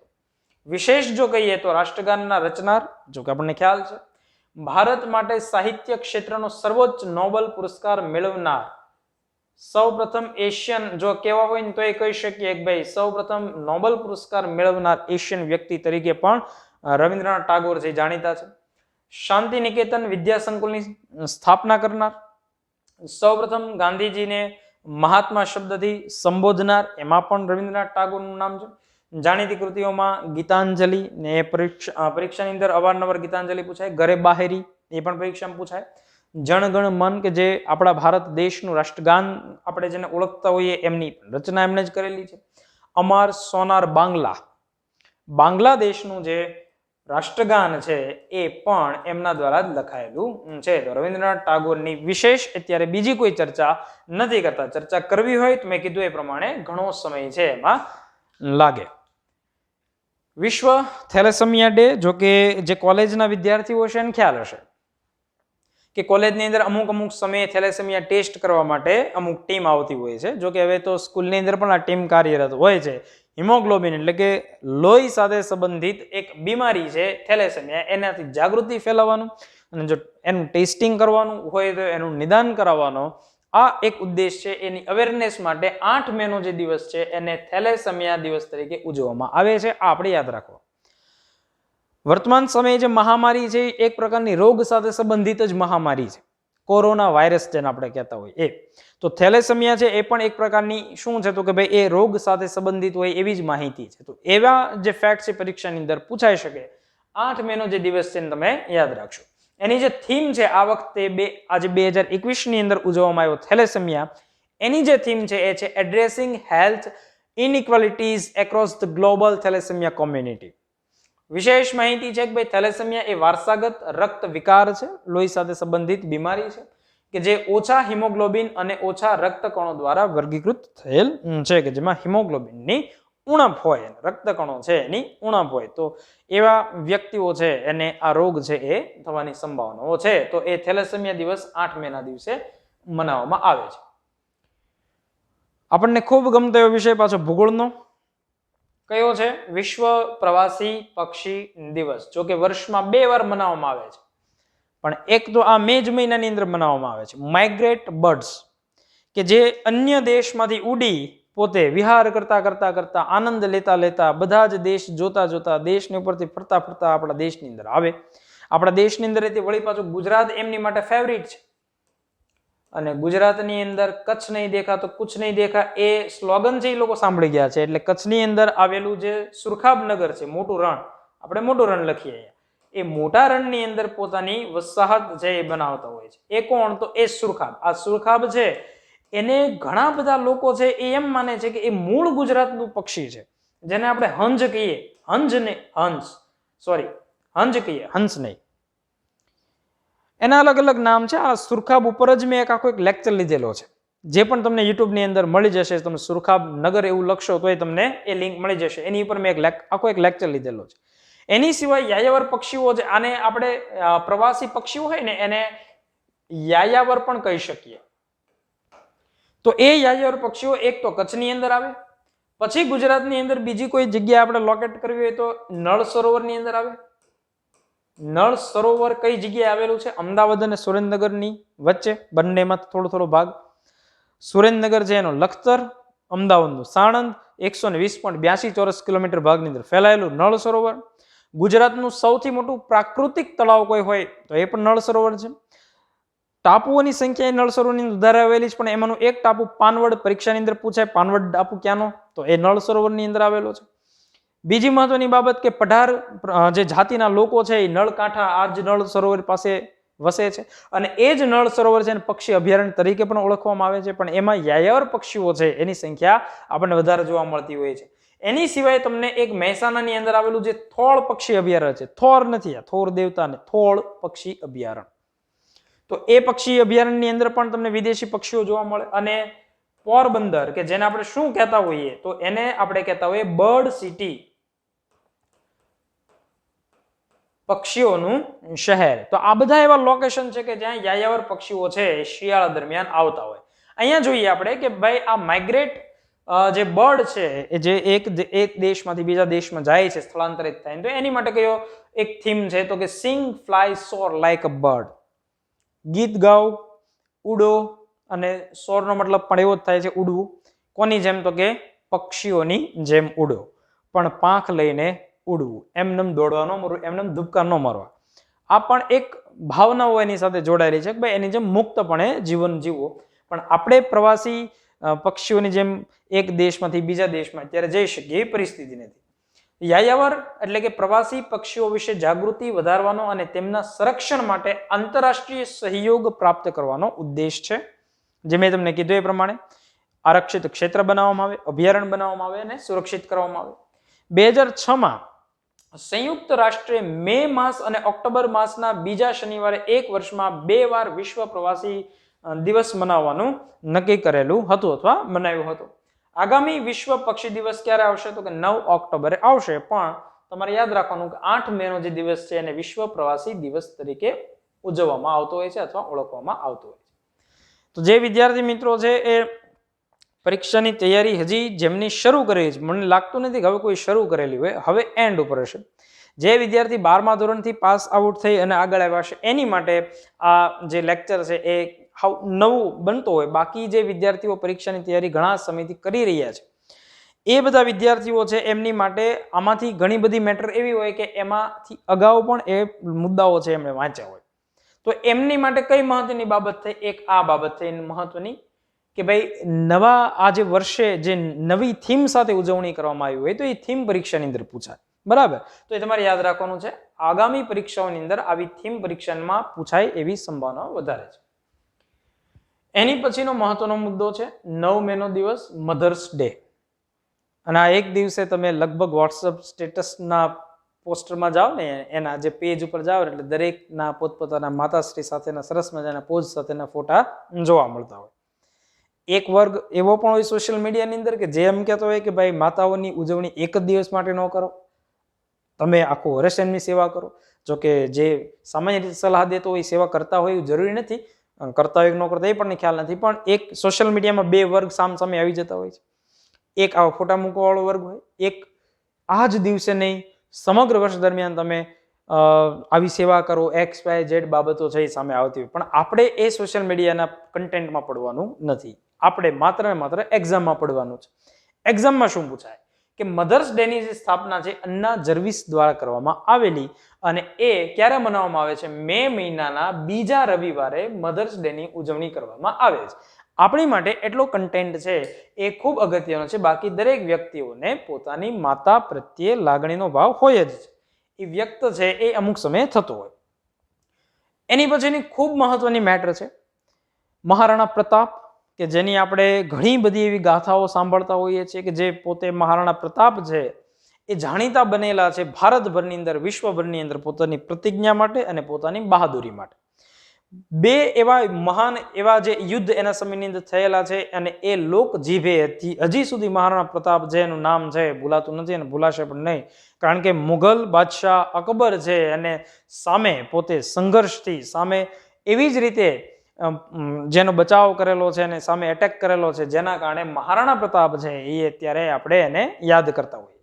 તો એની જે બેઝિક બાબત છે એ જોઈએ કે ભાઈ મે મહિનાની 9મી તારીખે 1540ની અંદર કુંભલગઢ ખાતે રાજસ્થાનની અંદર એમનો જન્મ થયેલો.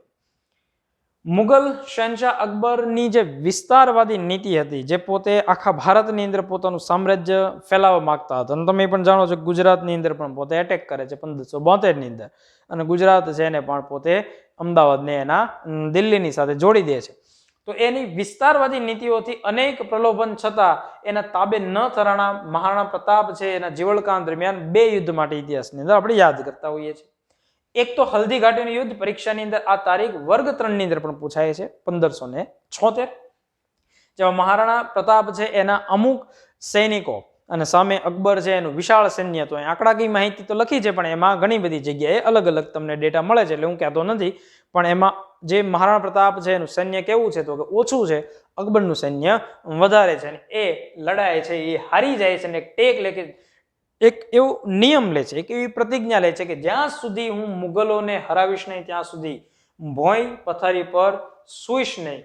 અને આ જે બાબત છે એને સાકાર કરવા માટે 1582માં એક સેકન્ડ યુદ્ધ થાય છે, જેની અંદર એ સારામાં સારી રીતે જીતે છે અને અકબર છે એ 12 વર્ષ સુધી આ વિસ્તાર છોડી અને લાહોર જતા રહે છે. આ માહિતી પરીક્ષાની અંદર તો ઠીક છે, પણ આપણને ખ્યાલ હોય એટલા માટે મેં તમને આપી. બીજી એક વસ્તુ છે કે મહારાણા પ્રતાપ છે એનો એક ઘોડો હતો ચેતક, જે પરીક્ષાની અંદર નામ સાથે જો પૂછાય તો આપણે કહેતા હોય, બાકી એ પાઠ્યપુસ્તકોની અંદર ચેતકની જે આખી બાબત છે એ ભણાવવામાં આવતી હોય છે. અને એક નામ છે ભામાશાનું, અને ભામાશા પોતે એક દાનવીર હતા કે જેણે મહારાણા પ્રતાપને ખૂબ સારી એવી આર્થિક મદદ કરેલી, અમુક વર્ષો સુધી ચાલે એના સૈન્યનું એટલું અઢળક દાન છે એ ભામાશાએ આપેલું, એટલે ભામાશાની આગળ એક ટેગ લાગે દાનવીર ભામાશા. અને મહારાણા પ્રતાપ છે એને આપણે એમ કહેતા હોઈએ કે ભાઈ મેવાડના મહારાણા પ્રતાપસિંહ. તો એ મહારાણા પ્રતાપ નો જન્મ છે મે મહિનાની અંદર 9મી તારીખે થયેલો હતો, અને એમનું જે મૃત્યુ છે એ ઈજાઓના કારણે જાન્યુઆરી મહિનામાં 1597ની અંદર થયેલું હતું. વિશેષ અત્યારે ઇતિહાસની બાબત છે એટલે ચર્ચા કરતા નથી, ખાલી યાદ રાખવાની મેટર છે કે ભાઈ આ એમનો જન્મ થયેલો હતો. હવે એનાથી આગળ વધીએ તો વળી પાછી આપણી પાસે માહિતીઓ છે. એસટીઆઈની જે પરીક્ષા આવે છે, એસટીઆઈની જે એક્ઝામ આવવાની છે, મેઇન્સની એક્ઝામ આવશે, પ્રિલિમ પરીક્ષાનું રિઝલ્ટ આવી ચૂક્યું છે. તો તમારે એસટીઆઈની જે વિદ્યાર્થીઓ પાસ થયેલા છે પરીક્ષાઓ, હવે એમને મેઇન્સ આપવા માટે મેં કીધું એ પ્રમાણે 4 પેપર આપવાના છે, અને 4 પેપર છે એ 100 માર્ક્સના હશે. એક ગુજરાતીનું, એક ઇંગ્લિશનું, એક GS1, એક GS2નું. હવે ત્યાં તમારે અમુક શબ્દોની મર્યાદામાં જે કન્ટેન્ટ લખવાનું હશે એ તમે અગાઉ લખીને જશો તો તમને વધારે ફાયદો થશે. એટલે આપણે એક ટેસ્ટ ગોઠવેલી છે કે જેની અંદર વિદ્યાર્થીઓને પેપર આપવામાં આવે, એને OMR આપવામાં આવે, એને OMR મીન્સ કે એને સપ્લિમેન્ટરી આપવામાં આવે. એ સપ્લિમેન્ટરીની અંદર ચોક્કસ કન્ટેન્ટ લખી અને એ વળી પાછું અમને જમા કરાવે, અને અહીંયાથી ચેક કરી અને માર્ક પણ આપવામાં આવે કે ભાઈ તમારે 100માંથી કેટલા માર્ક્સ છે, જેથી ટાઈમ મેનેજમેન્ટ અને માર્ક્સ છે એ કેટલા આપણે લાવી શકીએ છીએ, આ બંને બાબતો છે આપણે જાણી શકીએ. તો આ કાર્યક્રમ છે એ 19 તારીખથી શરૂ થવાનો છે. જે વિદ્યાર્થી મિત્રો આ કાર્યક્રમમાં જોડાવા ઈચ્છતા હોય, જેને પાસ કરી છે એ વ્યક્તિઓની વાત છે. બાકી તમારે એમનેમ પેપર આપવું હોય તો કોઈ વાંધો નથી, પણ જે વિદ્યાર્થી એસટીઆઈ પ્રિલિમ પાસ કરી છે એ લોકો માટે ખાસ. તો એની માટે પણ તમારે 75 75 06 18 18 ઉપર કોલ કરી અને વધારે માહિતી મેળવી લેવાની છે. ઓકે, આપણે આગળ ચાલીએ. 11 મેનો દિવસ. 11 મેનો જે દિવસ છે એને આપણે નેશનલ ટેકનોલોજી ડે તરીકે ઓળખતા હોઈએ, અને આ નેશનલ ટેકનોલોજી ડે જે ઉજવવાનો છે એની પાછળ 2 બાબતો છે. એક તમારે યાદ રાખવાનું છે, પોખરણની અંદર જે પરમાણુના જે આપણે પરીક્ષણ કરેલા છે એ આપણે પરમાણુ બોમ્બ ધરાવતા દેશોમાં સામેલ છે. ન્યુક્લિયર બોમ્બ, પરમાણુનો 2 ઉપયોગ થતો હોય. એક તો ન્યુક્લિયર પાવર પ્લાન્ટ બને કે જેની અંદરથી ઉર્જા ઉત્પન્ન થાય, અને એ જ પરમાણુનો બીજો ઉપયોગ થાય કે એમાં બોમ્બ બને અને બીજા દેશ ઉપર નાખીએ તો શું થાય એ જાણવા માટે ત્યાંની કોઈ વસ્તી જીવિત હોય નહીં, કારણ કે એમાં એટલી શક્તિ હોય છે કે આજુબાજુનું આખું જે શહેર છે એને તબાહ કરી શકે, માનવ વસ્તીથી લઈ અને બધી જ બાબતોનું નુકસાન કરી શકે. તો આપણે 1998 ની અંદર જ્યારે સરકારની અંદર તમને અટલ બિહારી વાજપેયી જોવા મળશે, તો એના સમયની અંદર 1998 ની અંદર એક મિશન થયેલું, એનું નામ આપવામાં આવેલું શક્તિ. અને આ શક્તિ મિશન જે વ્યક્તિએ એમની આગેવાની લીધેલી, અધ્યક્ષ બનેલા, મિશન જેને હેન્ડલ કરેલું એ હતા ડોક્ટર એપીજે અબ્દુલ કલામ. તો શક્તિ વિશે મેં ખાલી માહિતી આપી તમને પરીક્ષાની અંદર. તો હવે એવું શક્તિ કદાચ પૂછાઈ શકે કે ભાઈ ઓપરેશન શક્તિ નીચેનામાંથી કોની સાથે સંબંધિત છે. પણ વર્તમાન સમયે સાયન્સ વગર આપણે અમુક કામ ન કરી શકીએ પણ જાણીએ છીએ, એટલે એ સન્માન આપવા માટે આખો દિવસ મનાવવામાં આવે છે. Science and technology for a sustainable future. આ વર્તમાન સમયે જે સાયન્સ ડે મનાવવામાં આવ્યો એમની થીમ છે, નવી થીમ. ફરીવાર કહું છું, science and technology for a sustainable future. વિજ્ઞાન અને ટેકનોલોજી છે મિત્રો, એ જીપીએસસી ની અંદર પૂછાતો એક મહત્વનો વિષય છે. અને વિદ્યાર્થીઓ કહેતા હોય કે ભાઈ કરંટની અંદર વિજ્ઞાન સાથે જોડાયેલા જે મુદ્દાઓ હોય એમ કરીને જઈએ તો પાસ થઈ જાય. ઘણીવાર એવું ન હોય, એમાંથી પૂછાય. ઘણીવાર આ બધા મુદ્દાઓ છે એમાંથી પણ ઘણા પ્રશ્નો આવી જતા હોય છે. બીજી ઘટના એ થયેલી આ જ દિવસે કે 11 મેના દિવસે બેંગ્લોર ખાતે ભારતમાં પ્રથમ સ્વદેશી વિમાન હંસ 3 છે એનું પરીક્ષણ કરવામાં આવેલું હતું. ઓપરેશન શક્તિ વિશે માહિતી આપેલી છે. આ આખો જે લેક્ચર કમ્પ્લીટ થશે પછી હું તમને એક માહિતી આપીશ કે તમારે સમગ્ર લેક્ચરની અંદર જે કન્ટેન્ટ ચાલે છે એને સ્ક્રીનશોટ નહીં પાડવા પડે, એ જ લેક્ચરની અંદરથી કોઈ વસ્તુ નોંધવી નહીં પડે. માત્ર તમારે રિવિઝન સ્વરૂપે આ બધા જ મુદ્દાને સાંભળવાના છે. આની એક ફાઇલ છે એ હું તમને ટેલિગ્રામ ચેનલની અંદર મૂકી આપીશ. એના વિશે કઈ જગ્યાએ અથવા કઈ ટેલિગ્રામ ચેનલમાં આના વિશે ચર્ચા છે આપણે લેક્ચર પૂરો થાય પછી કરશું. 12 મેનો દિવસ ઇન્ટરનેશનલ નર્સિસ ડે. ઓકે મિત્રો, હવે જુઓ, તમે આમાંથી ઘણા વિદ્યાર્થી મિત્રો મને પર્સનલી પણ કહેતા હોય છે કે સાહેબ પાક્ષિક ભણાવો, ગુજરાત પાક્ષિક ભણાવો, જે દર 15 દિવસે સરકાર છે એના દ્વારા માહિતી બહાર પડતી હોય છે એ. પણ ઘણીવાર એવું થાય કે પાક્ષિકની અંદર માહિતી ઓછી હોય અને માર્કેટિંગ છે એ વધારે થતું હોય છે, એટલે સરકારની જે બાબત છે એ જ વધારે આવતી હોય છે, પરીક્ષાલક્ષી માહિતી ઓછી આવતી હોય છે. તો આ વખતે જે પાક્ષિક આવશે તો આપણે એના મુદ્દા કરંટના જે લેક્ચર આવશે એની અંદર લઈ લેશું. પણ પાક્ષિકની અંદર આ 12 મેની દિવસ છે છેલ્લું જે પાક્ષિક આવ્યું એને સ્પેશિયલ લખવામાં આવેલો છે, કારણ કે કોરોના મહામારીની અંદર જેટલા પણ ગુજરાતની અંદરના દેશની અંદરની જે બહેનો છે, જે સિસ્ટર તરીકે આપણે ઓળખતા હોય, જે નર્સનું કામ કરતી હોય છે, એને જે પોતાનું યોગદાન આપેલું એને કોની સાથે ગણાવેલી સરકારે? એને ગણાવેલું ફ્લોરેન્સ નાઇટિંગેલ સાથે. બરાબર, તમે હેડિંગ વાંચો કે ભાઈ ફ્લોરેન્સ તરીકે એમને મુખ્યમંત્રી છે એ ગણાવ્યા છે. શું કામ ફ્લોરેન્સ? તો કે આ ફ્લોરેન્સ નાઇટિંગેલ છે એને આધુનિક નર્સિસ આ જેટલી હોય છે એ જે રીતે કામ કરે છે નર્સિંગનું કામ, એ આધુનિકતા પ્રમાણે એને સેટ કર્યું. પ્રશ્ન તમને એવો પૂછાઈ શકે કે ભાઈ આ વખતે ઇન્ટરનેશનલ નર્સિસ ડે છે એની થીમ શું છે? એની થીમ છે a vision for future health care. બીજી વિગત આપણે મેળવીએ કે ભાઈ ઇન્ટરનેશનલ નર્સિસ ડે 12 મેએ વિશ્વભરમાં નર્સોનું પ્રોત્સાહન વધારવા માટે ઉજવવામાં આવે છે. Lady with the lamp. Lady with લેમ્પનો મતલબ થાય કે જે આ વ્યક્તિ છે ફ્લોરેન્સ નાઇટિંગેલ, એ યુરોપની અંદર જે જગ્યાએ બીમાર લોકો જે દવાખાનાની અંદર દાખલ હોય એ લોકોની સંપૂર્ણ સેવા કરતા, દિવસ રાત સેવા કરતા, રાત્રે પણ સેવા કરતા, અને રાત્રે એ દર્દીઓના ખાટલે એનો જે બેડ હોય ત્યાં આંટો મારતા, લેમ્પ લઈને જતા કે ભાઈ એમાંથી કોઈને કંઈ સમસ્યા છે કે ને, એટલું ડેડિકેશન એ ફ્લોરેન્સ નાઇટિંગેલ છે એ આપતા. એટલા માટે એને લેડી વિથ લેમ્પ તરીકે ઓળખવામાં આવે છે અને એના નામ ઉપરથી એક એવોર્ડ પણ આપવામાં આવે છે. આ પણ તમે યાદ રાખશો. અને આ એક એમ જ માહિતી છે, જો કે યાદ ન રાખો તો પણ ચાલે એમ છે, પણ ભણીએ છીએ તો WHO વર્લ્ડ હેલ્થ ઓર્ગેનાઇઝેશનનું નામ તમે સાંભળ્યું હશે ને, વિશ્વભરમાં 90 લાખ જેટલી નર્સોની અછત છે આવું એમણે કહેલું છે. બરાબર, તો ચાલો એનાથી આગળ વધીએ. આ પાક્ષિકની અંદર આવેલી મેટર છે એટલે તમે સમજી શકો પરીક્ષાની અંદર શું મહત્વ હોઈ શકે. તમને અને આપણને ગમતો ખૂબ મહત્વનો વિષય છે ખગોળ શાસ્ત્ર, કે અવકાશમાં છે શું. આપણને દેખીતી રીતે તારાઓ દેખાતા હોય, ચંદ્ર દેખાતા હોય, સૂર્ય દેખાતા હોય, જેને આપણે નરી આંખે જોઈ શકતા હોય. એની સિવાય શું આવેલું છે એ જ્યારે વિજ્ઞાન આપણને કહેતું હોય, સફારી નામના જે મેગેઝિન આવતા હોય એમાં જે મેટર આવતી હોય. હવે જ્યારે કોમ્પિટિટિવ ફિલ્ડની અંદર આવ્યા અને જનરલ સાયન્સનો સબ્જેક્ટ આવે અને એ જનરલ સાયન્સની અંદર છે એ બ્રહ્માંડ ભણવાનું આવે, અને એ બ્રહ્માંડની અંદર કેટલા ગ્રહો અને એની આખી જે વિગત ભણીને એક પ્રકારે આપણે ખગોળશાસ્ત્રી થઈ જ ચૂક્યા હોઈએ છીએ, પણ એ લેવલના નથી હોતા, પણ માહિતી આપણને હોય છે.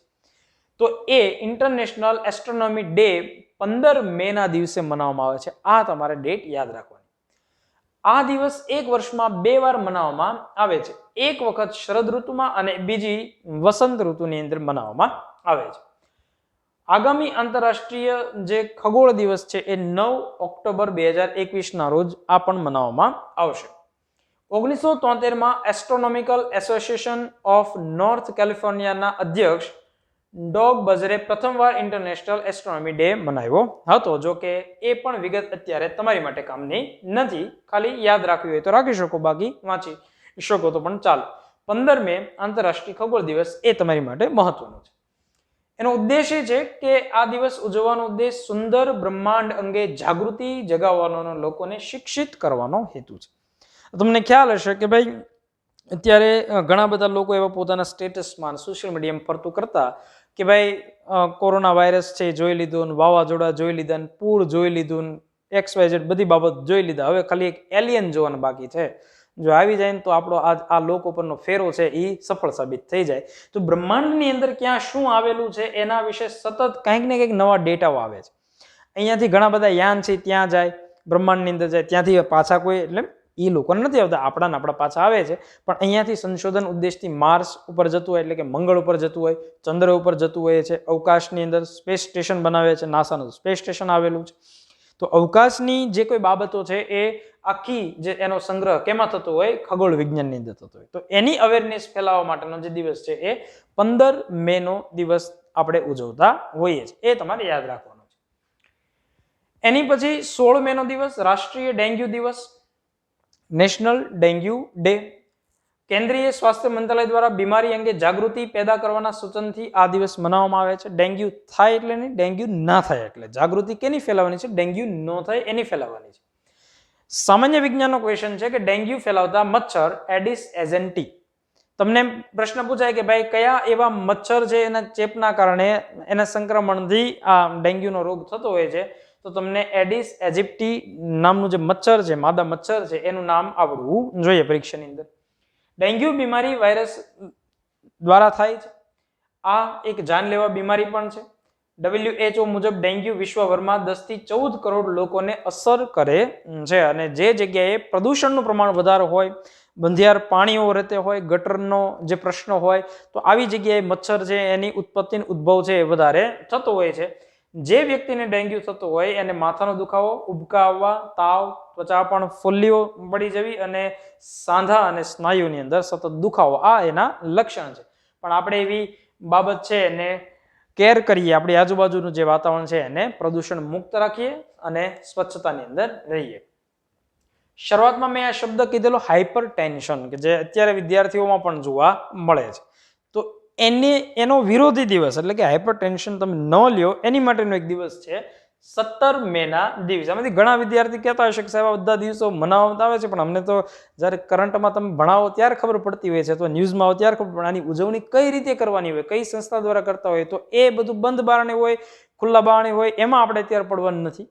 આપણે પરીક્ષા દ્રષ્ટિએ જોવાનું છે કે ભાઈ કયો દિવસ ક્યારે મનાવવામાં આવે છે. 17 મેનો દિવસ છે એ વર્લ્ડ હાઇપર ટેન્શન ડે તરીકે મનાવવામાં આવે છે. આ વખતેની જે થીમ છે એ સમજો, કદાચ પરીક્ષાની અંદર પૂછાઈ શકે. Measure your blood pressure accurately, control it, live longer. એનું ગુજરાતી મતલબ થાય કે તમારા બ્લડ પ્રેશરને સચોટ રીતે માપો, તેને નિયંત્રિત કરો અને લાંબુ જીવો. ખોટી ઉપાધિ ન કરો, ગામની પડપંચાત ન કરો, લોકો શું કરે છે, શું બોલે છે. ઘણાને પ્રશ્ન થાય કે સાહેબ હવે તો ઘરને એમ કહે છે કે ભાઈ 3 વર્ષથી આવું કેટલું ભણવું છે, પણ યોગ્ય સમય લાગે. પરીક્ષા પાસ કરવા માટે યોગ્ય ચોક્કસ સમય હોય.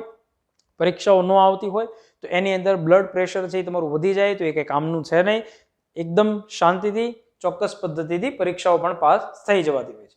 વર્ષ 2005માં આ દિવસ પહેલીવાર મનાવવામાં આવેલો હતો.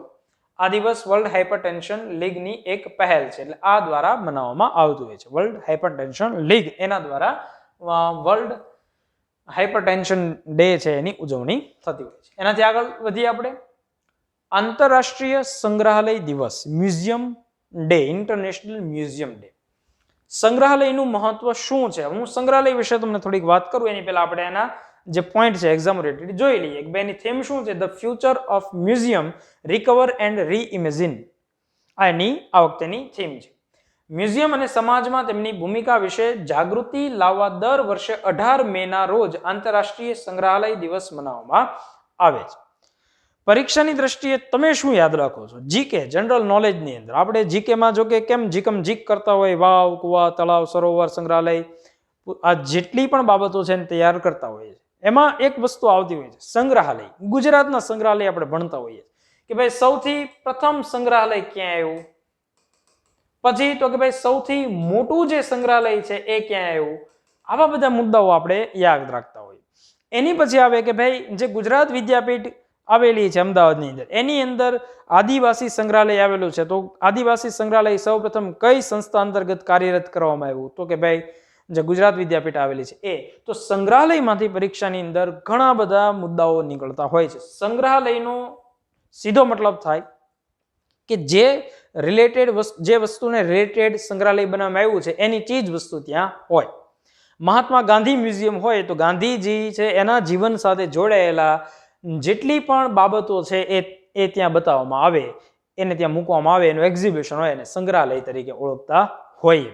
જેમ કે ભાઈ શ્રેષ્ઠ લોકકલા અમદાવાદની અંદર આવેલું છે. એ ભારતનું સમગ્ર ભારતનું લોકકલા દર્શાવતું સૌપ્રથમ સંગ્રહાલય છે. એ જ રીતે લોથલ આવેલું છે જે જગ્યાએ અમદાવાદની અંદર, એ લોથલ ખાતે સૌપ્રથમ ભારતનું મેરીટાઈમ મ્યુઝિયમ બનવા જઈ રહ્યું છે. આવા જે મુદ્દાઓ છે એ સંગ્રહાલયમાંથી આપણે યાદ રાખતા હોય. પણ સાથે હવે એ યાદ રાખો કે 18 મેનો જે દિવસ છે એના આંતરરાષ્ટ્રીય સંગ્રહાલય દિવસ તરીકે મનાવવામાં આવે છે. એની પછી વિશ્વ મધમાખી દિવસ. મધમાખીને ઇંગ્લિશમાં બી તરીકે ઓળખતા હોઈએ, વર્લ્ડ બી ડે. અને બીજી માહિતી તમારે યાદ રાખવાની છે કે મધમાખી દિનની ઉજવણી માનવ પ્રવૃત્તિઓ દ્વારા મધમાખી જેવા પરાગરજકો માટે જોખમો વિશે જાગૃતિ લાવવાનો છે. હવે હું તમને જીકે ઓરિએન્ટેડ માહિતી આપું. ચાલો આ જોઈએ. 2018માં સંયુક્ત રાષ્ટ્ર દ્વારા આ દિવસની ઉજવવાની શરૂઆત થઈ હતી. શા માટે ઉજવાય છે? આ તારીખે મધમાખી ઉછેર પ્રણેતા એન્ટોન જાનૈયા, આ જાનૈયા નામ છે, આપણે જાનૈયા થઈને ગયા હોય કોઈકના જાનમાં, એ જાનૈયા નહીં. એન્ટોન જાનૈયાનો જન્મ સ્લોવેનિયામાં થયો હતો. એ દિવસને ધ્યાનમાં રાખીને પણ આપણી માટે મહત્વનું, આપણી માટે 20 મેનો દિવસ છે વિશ્વ મધમાખી દિવસ તરીકે મનાવવામાં આવે છે. એ હવે હું તમને એમ પૂછું કે ભાઈ મધમાખી માટે સંવર્ધન કેન્દ્ર ક્યાં આવ્યું? મધમાખી સંવર્ધન કેન્દ્ર તો આપણે કઈ સાપુતારા, બરાબર. પછી આપણે એમ કહીએ મધ માટે જાણીતું શહેર તો એમ કહેશો કંજેટા, બરાબર. આ બંને ફેક્ટ્સ પરીક્ષામાં પૂછાવા લાયક છે મધમાખી સંબંધિત. મધમાખી સંશોધન કેન્દ્ર અથવા સંવર્ધન કેન્દ્ર કઈ જગ્યાએ છે? સાપુતારા ખાતે, ડાંગની અંદર આવેલું છે, આહવા ખાતે. મધ માટે જાણીતું શહેર, સારામાં સારું મધ કઈ જગ્યાએ મળે ભાઈ? તો આપણે એમ કહીએ કંજેટામાં મળે. અને એ કંજેટા ક્યાં આવેલું છે? તો કે એ દાહોદની અંદર આવેલું છે. આ બે મુદ્દા તમારા ક્લિયર છે. અને હું તમને એક સાથે માહિતી એક્સ્ટ્રા આપું કે ભાઈ આ મધ છે એ રીંછને ભાવતો બહુ ખોરાક છે, ભાલું જેને આપણે કહેતા હોય એ. તો એમ થાય આગળ વધીએ. જો કે અત્યારે તો મધનો ઉપયોગ છે એ આપણે પણ ઘણી બધી અલગ અલગ વેરાયટી પ્રોડક્ટ બનાવવાની અંદર કરતા હોઈએ છીએ. એની પહેલા STI મેઇન્સ માટેની જે મેં તમને વાત કરી એની મોક ટેસ્ટ વિશે મેં તમને વાત કરી. 3000 રૂપિયાનો પ્રોગ્રામ છે. GS બંને પેપર્સ માટે તૈયાર કરવામાં આવેલ સ્પેશિયલ એક આખી પ્રશ્નની બેંક બનાવવામાં આવેલી છે. GS ના તમામ વિષયોને અભ્યાસક્રમ મુજબ ન્યાય આપતો ગુજરાતનો આ એકમાત્ર કાર્યક્રમ છે. સતત 30 દિવસ માટે દૈનિક ધોરણે 10 પ્રશ્નો ટાસ્ક અને 10 પ્રશ્નો એના સંપૂર્ણ આદર્શ સાથે.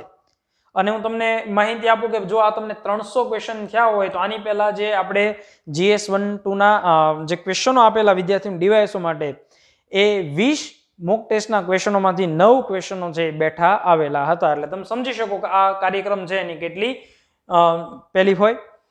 અમારા અગાઉના કાર્યક્રમમાં ડીવાયએસઓની મુખ્ય પરીક્ષામાં કુલ 20 પ્રશ્નો પૈકી 9 મેં હમણાં તમને જે કીધું એ, અને ભાષા છે ગુજરાતી અને અંગ્રેજી, એ બંને પેપર્સ છે એનું મટીરિયલ્સ નિઃશુલ્ક આપવામાં આવશે. તો એ પણ કાર્યક્રમ ગાંધીનગર દ્વારા અત્યારે કાર્યરત છે.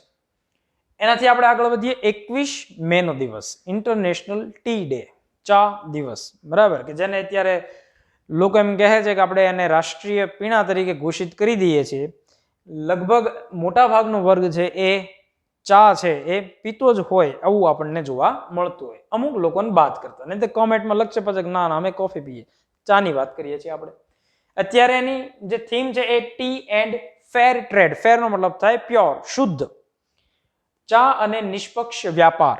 વ્યાપાર માટે છે, ચા પીવા માટેનો તો દિવસ છે જ કે ભાઈ ચા પીવો, ફોટા મૂકો, સ્ટેટસ કરો, ચાના 3-4 જણા ગ્રુપ બનાવો. અહીંયા જે વાત કરવામાં આવે છે એ ટ્રેડ સાથે સંબંધિત છે, વેપાર સાથે. ઉદ્દેશ સમજીએ, ચાના લાંબા ઇતિહાસ અને વિશ્વભરમાં ચાના ગાઢ સાંસ્કૃતિક તથા આર્થિક મહત્વ અંગે જાગૃતિ વધારવાનો દિવસ છે. ચાનો દિવસ ચાના આર્થિક, જૈવિક અને શારીરિક ફાયદાઓને વ્યક્ત કરવા માટેનો એક સ્ત્રોત છે. અને ચા છે એના વિશે જો ભૌગોલિક થોડીક બાબત કરીએ અથવા એના સાથે રિલેટેડ અમુક જે બાબતોની ચર્ચા કરીએ તો પાણી પછી વિશ્વમાં ઉપયોગમાં લેવામાં આવતું બીજું સૌથી મોટું પીણું છે. હવે એના તથ્યની અંદર આપણે કોઈ ખરાઈ કરી નથી, પણ આપણને મળેલી જે માહિતી છે એની ઉપરથી લખ્યું છે કે ચા પાણી પછી વિશ્વમાં સૌથી વધારે પીવાતું હોય એવું એક પીણું છે. અને એની અંદર પણ અમુક એવા દ્રવ્યો આવે કે જેની અંદર નશો ચડતો હોય, પણ એટલો બધો નશો ન ચડી જતો હોય કે અમુક પીણા પીવાથી જેટલો ચડતો હોય એટલો ન ચડતો.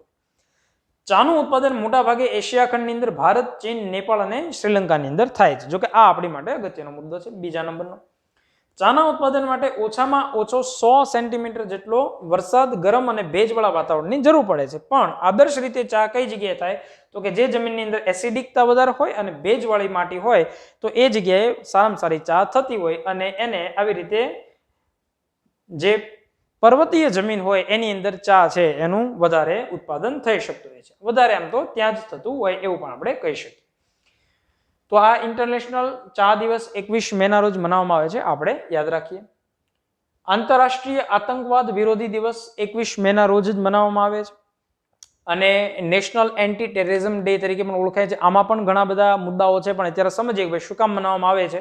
આતંકવાદીઓ દ્વારા હિંસા અંગે જાગૃતિ ફેલાવવા માટે દર વર્ષે 21 મેના રોજ આંતરરાષ્ટ્રીય આતંકવાદી વિરોધી દિવસ છે. અહીંયા વિરોધી દિવસ છે, એન્ટી, એને પ્રોત્સાહન નથી આપવાનું, એનો વિરોધ કરવાનો છે. તો એ વિરોધી દિવસ મનાવવામાં આવે છે. ઉપરાંત આ જ દિવસે લિબરેશન ટાઈગર ઓફ તાલીમ અલ્લામ એટલે કે લાઇટ, એના દ્વારા તમિલનાડુની અંદર આવેલું જે શ્રી પેરામ્બુદુરમાં રાજીવ ગાંધીની હત્યા કરી નાખવામાં આવેલી હતી. આ બંને ઘટના જોડાયેલી છે. તમને ખ્યાલ હશે, જો ગુજરાતની અંદર, જો કે નવો વર્ગ હોય તો કદાચ ન જાણતા હોય, અક્ષરધામ આવેલું છે. અક્ષરધામ 2002ના રોજ આતંકવાદી પ્રવૃત્તિઓ થયેલી હતી. તો આવી આતંકવાદી પ્રવૃત્તિઓ ન બની શકે એટલા માટે સરકાર છે એ સીમાઓને પણ સુરક્ષિત કરે છે. અને ગુજરાતને તો 1600 કિલોમીટરનો દરિયા કિનારો મળ્યો છે અને પાકિસ્તાન પાડોશી છે. અને જે શ્રી ક્રિકનો વિસ્તાર આવેલો કચ્છની અંદર તો ત્યાં થોડીક સમસ્યા વધારે છે. તો એના ઉપર વધારે સરકાર છે પ્રોજેક્ટ તરીકે કામ કરે છે. પણ આ દિવસ છે એ નેશનલ એન્ટી ટેરરિઝમ ડે તરીકે મનાવવામાં આવે છે. આ તમે યાદ રાખી શકો. એનાથી આપણે આગળ વધીએ. 22 મેનો દિવસ international day four biological diversity એટલે કે જૈવ વિવિધતા માટેનો આંતરરાષ્ટ્રીય દિવસ છે. થીમ જોઈએ, we are part of the solution એટલે કે આપણે નિરાકરણના ભાગ છીએ. જે પ્રદૂષણનો અત્યારે પ્રશ્ન છે અને જે પ્રજાતિઓ લુપ્ત થતી જાય છે વર્તમાન સમય, અને એ પ્રજાતિઓમાં બંને વસ્તુનો સમાવેશ થાય. એમાં વૃક્ષોનો પણ સમાવેશ થાય, વનસ્પતિનો પણ સમાવેશ થાય અને પ્રાણી સંપત્તિનો પણ સમાવેશ થાય. પ્રાણી સંપત્તિ અને વૃક્ષોની જે આપણે વાત છે કે બંનેનું સંવર્ધન કરવાનું છે એટલે કે જૈવ વિવિધતા છે એ આપણે જેનું સોલ્યુશન કાઢી શકીએ એ થીમ ઉપર આ દિવસ મનાવવામાં આવેલો છે. અને પ્રથમ આંતરરાષ્ટ્રીય જૈવ વિવિધતા દિવસ છે એ 1993માં ઉજવવામાં આવેલો હતો. એનાથી આગળ વધીએ. સમાજ સુધારક રાજારામ મોહન રાય, વળી પાછો આધુનિક ભારતનો ઇતિહાસ આવશે. જેટલા પણ કુરિવાજો હતા ભારતની અંદર, એ કુરિવાજો સામે છે એ પોતે પોતાની બાયો ચડાવે છે, લડે છે, એવા વ્યક્તિ રાજારામ મોહન રાય. એના વિશે મેં કીધું લેક્ચર જો આપણે લેવું હોય તો પણ અલગથી એક લેક્ચર થઈ શકે. પણ અત્યારે આ મે મહિનાની ડિટેલમાં શું ભણી શકીએ આપણે? 22/5/1772 સતી પ્રથા અને બાળ વિવાહની નાબૂદી માટેના પ્રયાસો એમના દ્વારા કરવામાં આવેલા. અકબર બીજા દ્વારા તેઓને રાજાની ઉપાધિ આપવામાં આવી, પરીક્ષાની અંદર પૂછાઈ શકે. આત્મીય સભા 1815માં એના દ્વારા સ્થાપવામાં આવેલી. કોલકાતા યુનિટેરિયન એસોસિએશન 1821માં અને બ્રહ્મો સમાજ પરીક્ષાની અંદર પૂછતું આવ્યું છે 1828માં કે જે એમના દ્વારા સ્થાપિત થયેલી હોય એવી સંસ્થાઓ છે. થાઇરોઇડ માટે આ વળી પાછો રોગ તમે જો મે મહિનાની અંદર ઘણા બધા અલગ અલગ પ્રકારના રોગ આવેલા છે. એમાં અસ્થમા હોય કે થાઇરોઇડ હોય, આ બધાનો સમાવેશ છે એ આ મે મહિનાની અંદર એની જાગૃતિ ફેલાવવા માટેના દિવસો આવેલા છે. દર વર્ષે 25 મેના દિવસે જ મનાવવામાં આવે છે. જો કે થાઇરોઇડ ગ્રંથિ છે અને એ ચયાપચયની જે ઘટનાઓ હોય એ ચયાપચયના જે પેલી હોય પ્રક્રિયા શરીરની અંદર એમાં મહત્વનો રોલ કરતી હોય છે અને એ ગળાની અંદર થતો હોય એવો એક રોગ છે કે જો એમાં ધ્યાન આપવામાં ન આવે તો ગળાની અંદર નુકસાની થતી હોય છે. તો એ થાઇરોઇડ રોગ છે એના વિશે જાગૃતિ ફેલાવવા માટે 25 મેનો જે દિવસ છે એને ઉજવવામાં આવતો હોય છે. ચાલો એનાથી આગળ વધીએ. સરસ મુદ્દો છે 25 મેનો દિવસ. એ જ 25 મેના દિવસને આફ્રિકા ખંડ દિવસ તરીકે ઉજવવામાં આવે છે, તો મનાવવામાં આવે છે. શું કામ મનાવવામાં આવે છે? તો કે ભાઈ 1963 ના રોજ organisation of African unity OAU ની સ્થાપના થઈ અને આફ્રિકાની અંદર અલગ અલગ જે 55 જેટલા દેશો આવેલા છે એનો સમૂહ એકઠો થયો. જો કે હવે 2002 ની અંદર એને આફ્રિકન યુનિયનની અંદર તબદીલ કરી નાખવામાં આવેલું છે. હવે આ નથી, એ જ વસ્તુ 2002 ની અંદર શું બની ગયું છે? તો કે આફ્રિકન યુનિયન બની ચૂક્યું છે. તો કે એની ઉજવણીના ભાગરૂપે 25 મેનો જે દિવસ છે એને આફ્રિકા ખંડ દિવસ તરીકે ઉજવવામાં આવે છે. આપણે આમાં કોઈ નકશાઓ ફિટ કર્યા નથી, કારણ કે આપણો ઉદ્દેશ અત્યારનો માહિતી તો માત્ર માહિતી મેળવવાનો છે. નકશાઓ જો કે તમે સમજવા હોય તો અહીંયા આફ્રિકાનો નકશો આવે, અહીંયા એશિયાનો નકશો આવે, પણ મોટા ભાગના વિદ્યાર્થીઓ જાણતા હોય છે કે ભાઈ એશિયાથી તમે પશ્ચિમ તરફ આગળ વધો એટલે આફ્રિકા ખંડ છે એ આવશે. બુદ્ધ પૂર્ણિમાનો દિવસ, હમણાં જ્યારે ગ્રહણનો જે દિવસ હતો, પૂર્ણિમાના દિવસે ગ્રહણ થાય. જો કે મેં લાઈવ ક્લાસ આપણા જે વિદ્યાર્થીઓ જે વર્લ્ડિંગ બોક્સના જે વિદ્યાર્થીઓ હોય એ જ દિવસે લાઈવ ક્લાસ હતો અને આગળ મેં એને ભણાવેલું કે ભાઈ એવી ઘટનાઓ થઈ જેને આપણે શું કહેતા હોય, સુપર મૂન કહેતા હોઈએ. એક બ્લડ મૂન આવે અને એક બ્લુ મૂન આવે. આ જે સુપર મૂન અને બ્લડ મૂન છે એ બંને ઘટના આ વખતે 26 મેના રોજ કરંટની અંદર જો તમે ગણી શકો કે ભાઈ થયેલી એક સાથે. પણ એ દિવસે બુદ્ધ પૂર્ણિમા પણ હતું. પૂર્ણિમાના દિવસે વૈશાખ મહિનાની અંદર એવું માનવામાં આવે છે કે વૈશાખ મહિનાની પૂર્ણિમા પર ગૌતમ બુદ્ધનો જન્મ કપિલવસ્તુ નજીક લુંબિનીમાં થયો હતો. પરીક્ષાની અંદર આ પૂછી શકે તમને. લુંબિની કઈ જગ્યાએ? નેપાળની અંદર. બુદ્ધ ભગવાન સાથે જો સંબંધિત બાબત તમે કહો કે ભાઈ એમનો જન્મ છે વૈશાખી પૂર્ણિમા, આત્મજ્ઞાન એમને જે થયેલું એ પણ વૈશાખ પૂર્ણિમા અને એમનું નિર્વાણ થયેલું એ પણ વૈશાખ પૂર્ણિમા. એટલે બુદ્ધિઝમમાં માનનારા લોકો છે એમની માટે બુદ્ધ પૂર્ણિમાનો જે દિવસ છે એ અતિ મહત્વનો વૈશાખી પૂર્ણિમા જેને આપણે કહેતા હોઈએ. એની સિવાય જો ભગવાન બુદ્ધ વિશે આપણે અમુક બેઝિક માહિતી લેવી હોય તો આ જ દિવસે એમને આત્મજ્ઞાન પ્રાપ્ત થયેલું હતું. બુદ્ધનો મતલબ થાય જ્ઞાન પ્રાપ્ત થયેલ. ઈસવીસન પૂર્વે 563 ની અંદર નેપાળના લિંબુનીમાં જન્મ થયો. મેં તમને વાત કરી. પિતાનું નામ શુદ્ધોધન, માતાનું નામ માયાદેવી, પત્ની યશોધરા, પુત્ર રાહુલ અને મૃત્યુ એનું કુશીનગર ઈસવીસન પૂર્વે 483 ની અંદર થયેલો. તો આ બુદ્ધ ભગવાન વિશેની બેઝિક માહિતી છે. બાકી બુદ્ધ ભગવાન અને બુદ્ધ ધર્મની જો વાત કરીએ તો પણ એમાં ઘણો સમય છે આપણને લાગે. વર્લ્ડ ડુગોંગ ડે પરીક્ષાની અંદર પૂછાયેલો ક્વેશ્ચન, એટલા માટે ખાસ આને અહીંયા લીધેલો પણ છે. ડુગોંગ છે એને આપણે દરિયાઈ ગાય તરીકે ઓળખતા હોઈએ. એકવાર એક્ઝામમાં એવો ક્વેશ્ચન પૂછાણો કે ડુગોંગ નીચેનામાંથી કોને દરિયાઈ ગાય તરીકે ઓળખવામાં આવે છે, તો એમાં જવાબ શું આવશે? એમાં જવાબ આવશે દરિયાઈ ગાય, સી કાઉ, ડુગોંગ. ગુજરાતની અંદર કઈ જગ્યાએથી આવા ડુગોંગ છે આપણને પ્રાપ્ત થાય છે, મીન્સ કે મળી આવે છે, જોવા મળે છે આપણને? તો એમાં તમે લખી શકો કચ્છનો અખાત. અને આ જે કચ્છનો અખાત છે, આ કચ્છના અખાતમાં વૈવિધ્યસભર જળચરો આવેલા છે. એક કરતા અલગ અલગ ઘણા બધા વૈવિધ્યસભર એવા જળચરો આવેલા છે. એટલે કચ્છના અખાતની અંદર આપણે શું જોવા મળશે? તો કે એક પ્રકારનું રાષ્ટ્રીય ઉદ્યાન આવેલું છે, સામુદ્રિક અભયારણ્ય અને મરીન નેશનલ પાર્ક. આખા દેશનો સૌપ્રથમ મરીન નેશનલ પાર્ક કઈ જગ્યાએ આવેલો છે? કચ્છના અખાતની અંદર આવેલો છે. આપણને ડુગાંગ છે એ ત્યાં જોવા મળશે. તો એના માટેનો જે દિવસ છે એ છે 28 મેનો દિવસ. એનાથી આગળ વધીએ. વિશ્વ ભૂખ દિવસ. આફ્રિકાના અમુક એવા કન્ટ્રીઓ છે, જો કે દેશમાં હશે, આપણે જાણતા નથી કઈ જગ્યાએ પણ હશે. અમુક એવા વર્ગ હશે કે જેને 2 ટાઈમ તો ઠીક છે, 1 ટાઈમનું પણ જમવાનું નસીબ થતું હોય અને ભૂખના કારણે અમુક જે રોગ થતા હોય અને પોતે મૃત્યુ પામતા હોય. તો એક પ્રોજેક્ટ કાર્યરત છે ધ હંગર પ્રોજેક્ટ નામની એક વૈશ્વિક સંસ્થા છે. એ આની પાછળ સતત ને સતત કામ કરે છે કે જેટલા પણ, અને સામાન્ય રીતે આફ્રિકા ખંડ છે એમાં તમને ઘણા એવા પછાત દેશો જોવા મળે કે ત્યાંના લોકોને ખાવા પીવા માટેની વ્યવસ્થા પણ નથી. આ જે સંસ્થા છે એની સ્થાપના 1977 ની અંદર કરવામાં આવેલી હતી અને એનો ઉદ્દેશ છે કે ભાઈ આવી રીતે કોઈ પણ વ્યક્તિને ભૂખના કારણે મરવું પડે નહીં. અને સામાન્ય રીતે ગ્લોબલ હંગર રિપોર્ટ છે પણ જારી કરવામાં આવતો હોય છે અને એમાં ભારતનું પરફોર્મન્સ એટલું બધું સારું નથી જેટલું આપણે ગણી શકીએ. એની પછી 29 મેનો દિવસ છે આંતરરાષ્ટ્રીય એવરેસ્ટ દિવસ. જો કે જો મેં કીધું એ પ્રમાણે આ ભૂગોળનો મુદ્દો છે, વળી પાછો ભૂગોળનો મુદ્દો આવ્યો. હિમાલય શ્રેણી 2400 કિલોમીટર લાંબી અને ભારતની સૌથી ઉત્તરે આવેલો ભાગ છે. જો એને ભણવું હોય તો પણ આપણને સમય લાગે, ભણશું આપણે, સમય સંજોગો છે જ આપણી પાસે. પણ વર્તમાન સમયે જોઈએ કે ભાઈ 29 મેનો દિવસ છે એને એવરેસ્ટ ડે તરીકે ઓળખવામાં આવે છે. એવરેસ્ટ શું છે? જેને આપણે માઉન્ટ એવરેસ્ટ કહેતા હોઈએ.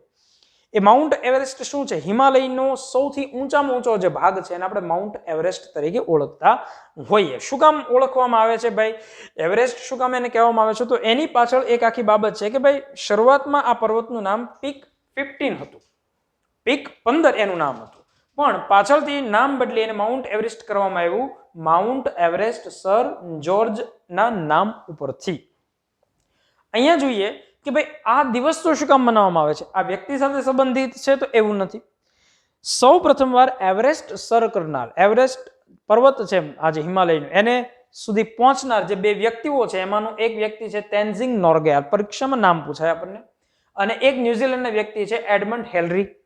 અને આ એડમંડ હેલરી છે એનું 2008 ની અંદર નિધન થયું. તો નેપાળના જે સરકાર છે ત્યાંના જે સ્થાનિક લોકો છે એના દ્વારા આંતરરાષ્ટ્રીય લેવલે એવરેસ્ટ ડે મનાવવામાં નક્કી કરવામાં આવેલું. દર 29 મેના રોજ આંતરરાષ્ટ્રીય એવરેસ્ટ ડે મનાવવામાં આવે છે એડમંડ હેલરીના સન્માનમાં.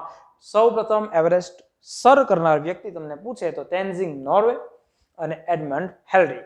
નેપાળીની ભાષાની અંદર એવરેસ્ટ વિશે સાગર મથા, જેને આકાશની માતા કહેતા હોઈએ આપણે, અને તિબેટિયન લોકો દ્વારા જે આ વિસ્તાર છે એવરેસ્ટનો એને શું નામ આપવામાં આવે છે? ચોમોબુ નંગા એને નામ આપવામાં આવેલું છે, જેનો મતલબ થાય બ્રહ્માંડની માતા. વર્તમાન સમયે આ જે ઊંચાઈ છે એ 8848.86 છે. આપણા પુસ્તકોની અંદર હજી 8848 લખવામાં આવેલી છે.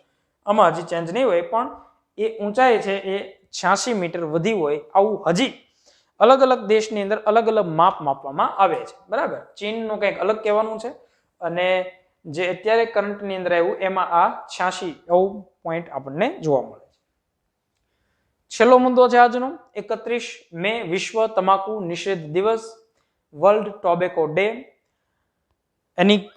એની જે થીમ છે એ છે કમિટ ટુ ક્વિટ, એટલે કે છોડવા માટે કટિબદ્ધ. તમાકુ, જો કે ગુજરાતની અંદર તમાકુ છે એનું ઉત્પાદન થાય છે ચરોતર પ્રદેશની અંદર, એ જે ભૂગોળ ભણતા હોય વિદ્યાર્થીઓ જાણતા હોય. તમાકુનું સૌથી વધારે ઉત્પાદન છે એ આંધ્રપ્રદેશની અંદર થાય છે, પણ તમાકુનો ઉપયોગ કરવાની અંદર લગભગ આવે ક્રમ તો હું કહું ગુજરાતનો આવી જાય ખરો, કારણ કે લગભગ એટલી તમાકુ છે એ અત્યારે યુઝ થતી હશે. પણ કમેન્ટ કરવાનું છે અને ત્યાગ કરો. કારણ શું છે કે ભાઈ તમાકુથી ફાયદો નથી થતો, એનાથી શરીરને નુકસાન થાય છે, કારણ કે એમાં આવેલું જે નિકોટિન નામનું તત્વ છે એ એકવાર બ્લડની અંદર ભળી જાય છે અને એ બ્લડમાં ભળ્યા પછી એ નિકોટિન તત્વ વારંવાર લેવું પડે આવી લોકોને ફરજ પડતી હોય છે. તો એ એક કટિબદ્ધ થાવ એને છોડવા માટે, એની માટે એક આખો દિવસ મનાવવામાં આવે છે જેને કહેવાય છે વર્લ્ડ ટોબેકો ડે. તમાકુની હાનિકારક અસરો અંગે જાગૃતિ ફેલાવવાનો અને તમાકુનું ઉત્પાદનનો ઉપયોગ કરવાથી લોકોને જે નુકસાન થાય છે એનાથી વાહિતગાર કરવાનો ઉદ્દેશ છે. WHO એવું કહે છે કે વિશ્વભરમાં દર વર્ષે તમાકુના સેવનથી 80 લાખ લોકોના મૃત્યુ થાય છે. અત્યારે જે COVID-19 ની અંદર જે હૃદયનો પ્રશ્ન થાય, ફેફસાનો પ્રશ્ન થાય છે, એમાં જે તમાકુ અને બીડીનું જે સેવન કરતા લોકો છે એને વધારે નુકસાન થયેલું છે આપણને ખ્યાલ છે. તો મિત્રો અહીંયા આજે મેં વિગત કીધી, સામાન્ય રીતે મોટા ભાગની એવી વિગત હતી કે જે પરીક્ષામાં પૂછાઈ શકે એવી વિગત હતી. હજી 12 થી 13 જેટલી એવી વિગત છે કે જે મનાવવામાં આવેલી છે પણ એ અહીંયા લીધેલી નથી. તો આની આખી સમગ્ર ફાઇલ છે એ ટેલિગ્રામ ચેનલ આપણી જે કામ કરે છે ટેલિગ્રામની અંદર વર્લ્ડ ઇનબોક્સ એકેડમી કરીને, વર્લ્ડ ઇનબોક્સ એકેડમી, આ તમે સર્ચ કરશો એટલે એની અંદર તમને મળી જશે, એ આખી ફાઇલ મળી જશે.